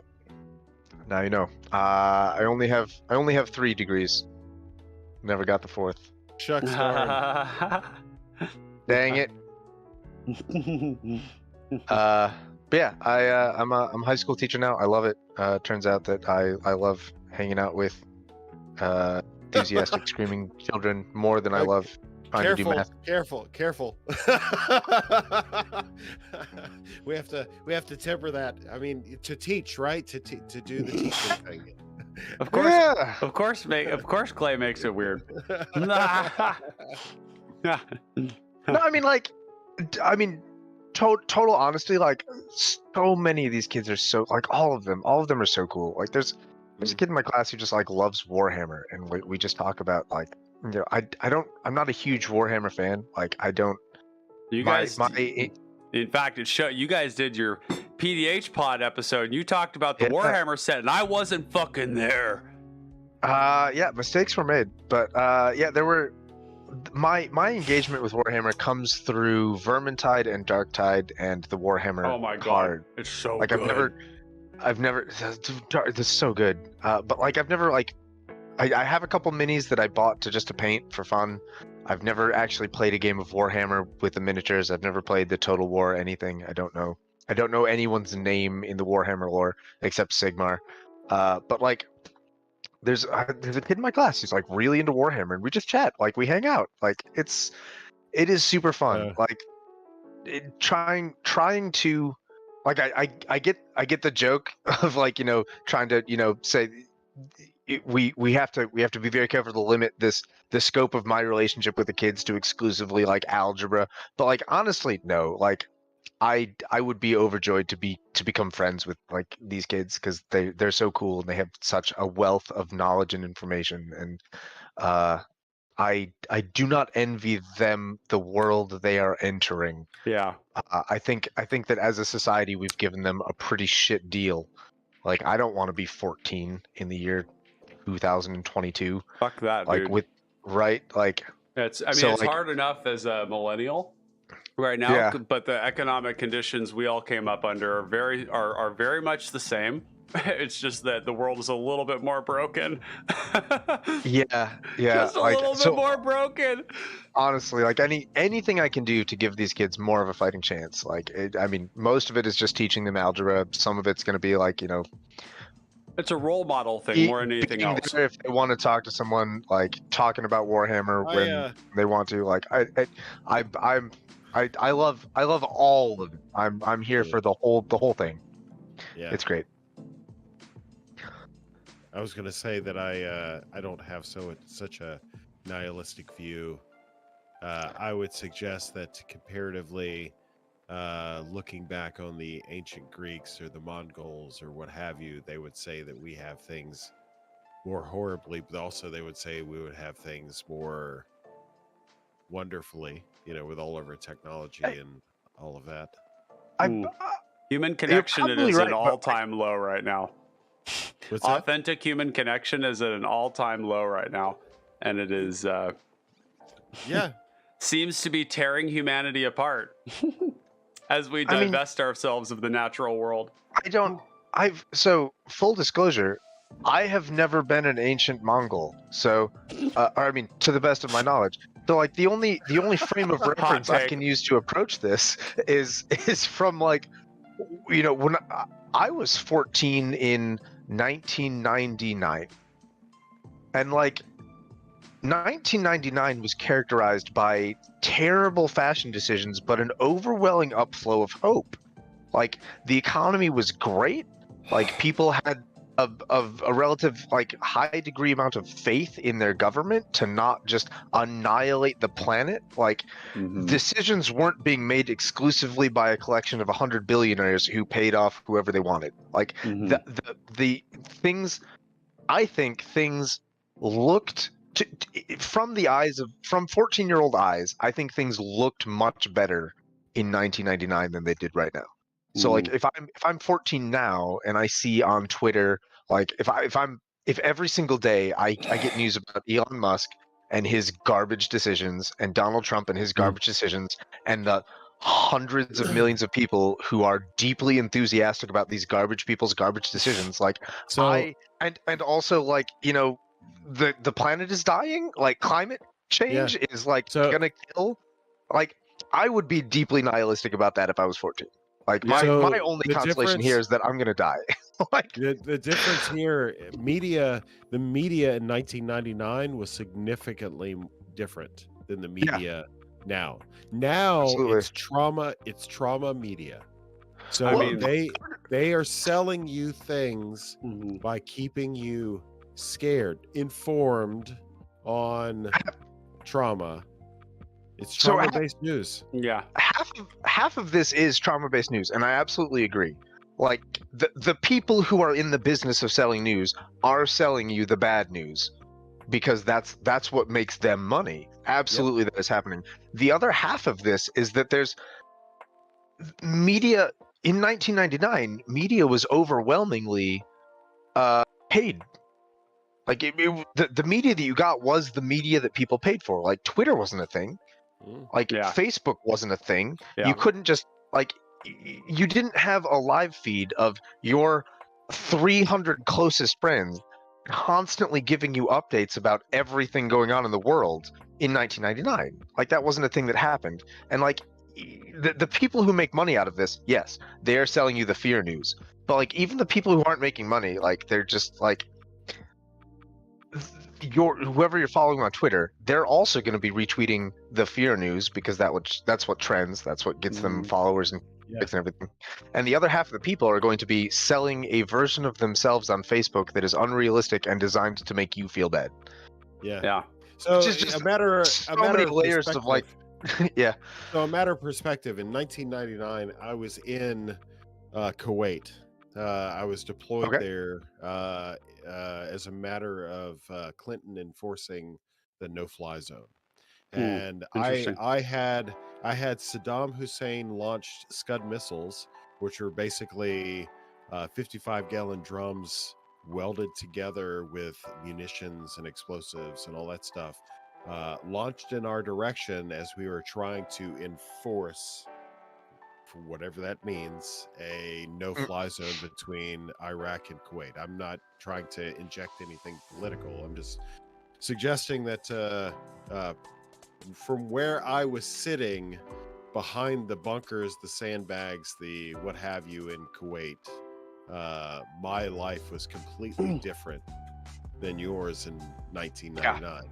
Yeah, I was a freshman in high school. I was having the time of my life.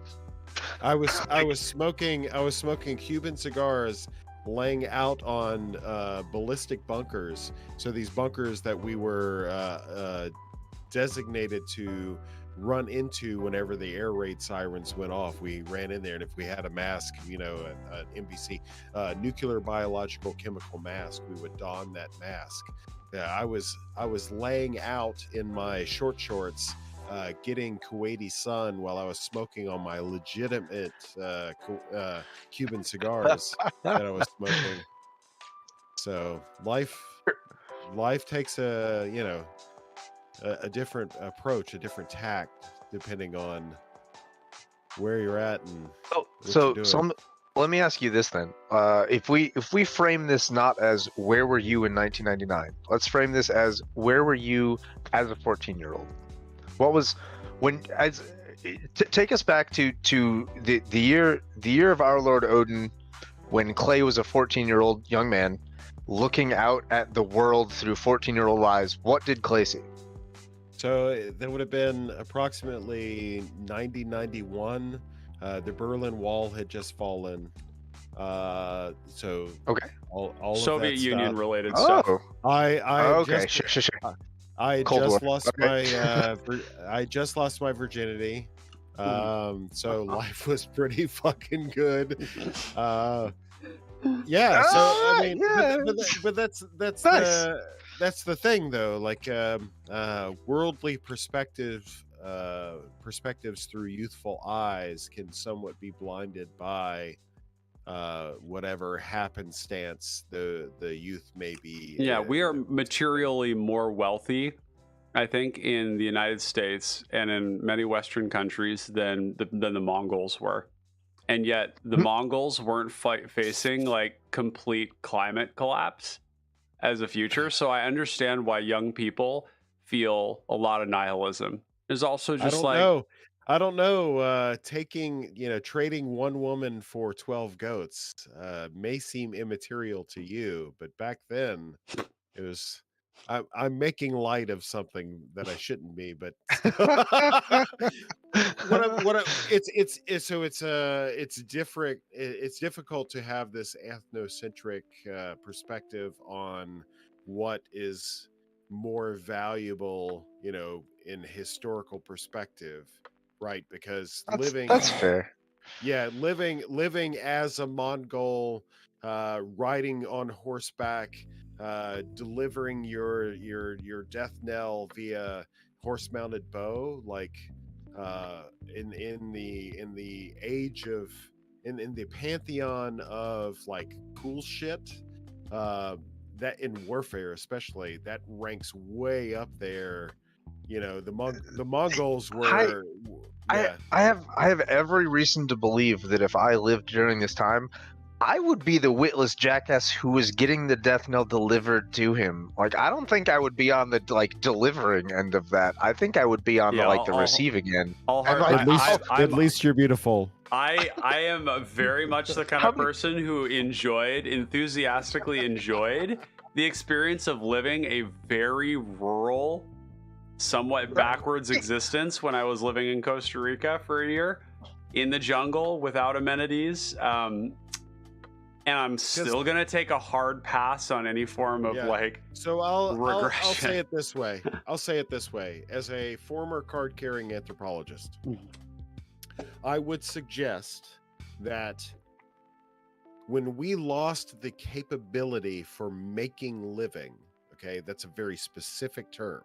When we lost the capability of making our own living, so creating items, circumstances, scenarios that contributed directly, our own contributions directly making to your our own food. extension. food, clothing, fire, housing. Yeah. When we lost that capability, I would suggest that we are no more richer beyond that point than we were previous to that point. Oh yeah. I would suggest that people who know how to make things that directly affect the enrichment of their own lives, the continuance, the furtherance of their own lives, yes, they have. Go ahead. I know how to make a pretty fucking good magic deck, and that has a very direct influence on my quality of life. You know what, Dave? This is. I might feed you if you came to my bunker when the world ends. I might feed you. I would Do you just have feed you if you cookies? came. Yeah. Can you imagine? I'll be there. You are the characters from Last of Us, and you walk up to the walls and you shout over the top of the walls of the apocalypse bunker survivors. You say, "I build really good magic decks," and they're like, "We're gonna feed that one. We'll take him." That's how you get in. I've cracked the code. Now we know. So, If Ryan's in that bunker, then that's it. So this might be the perfect opportunity, because we've been on for 3 hours now. Yeah, I think we can.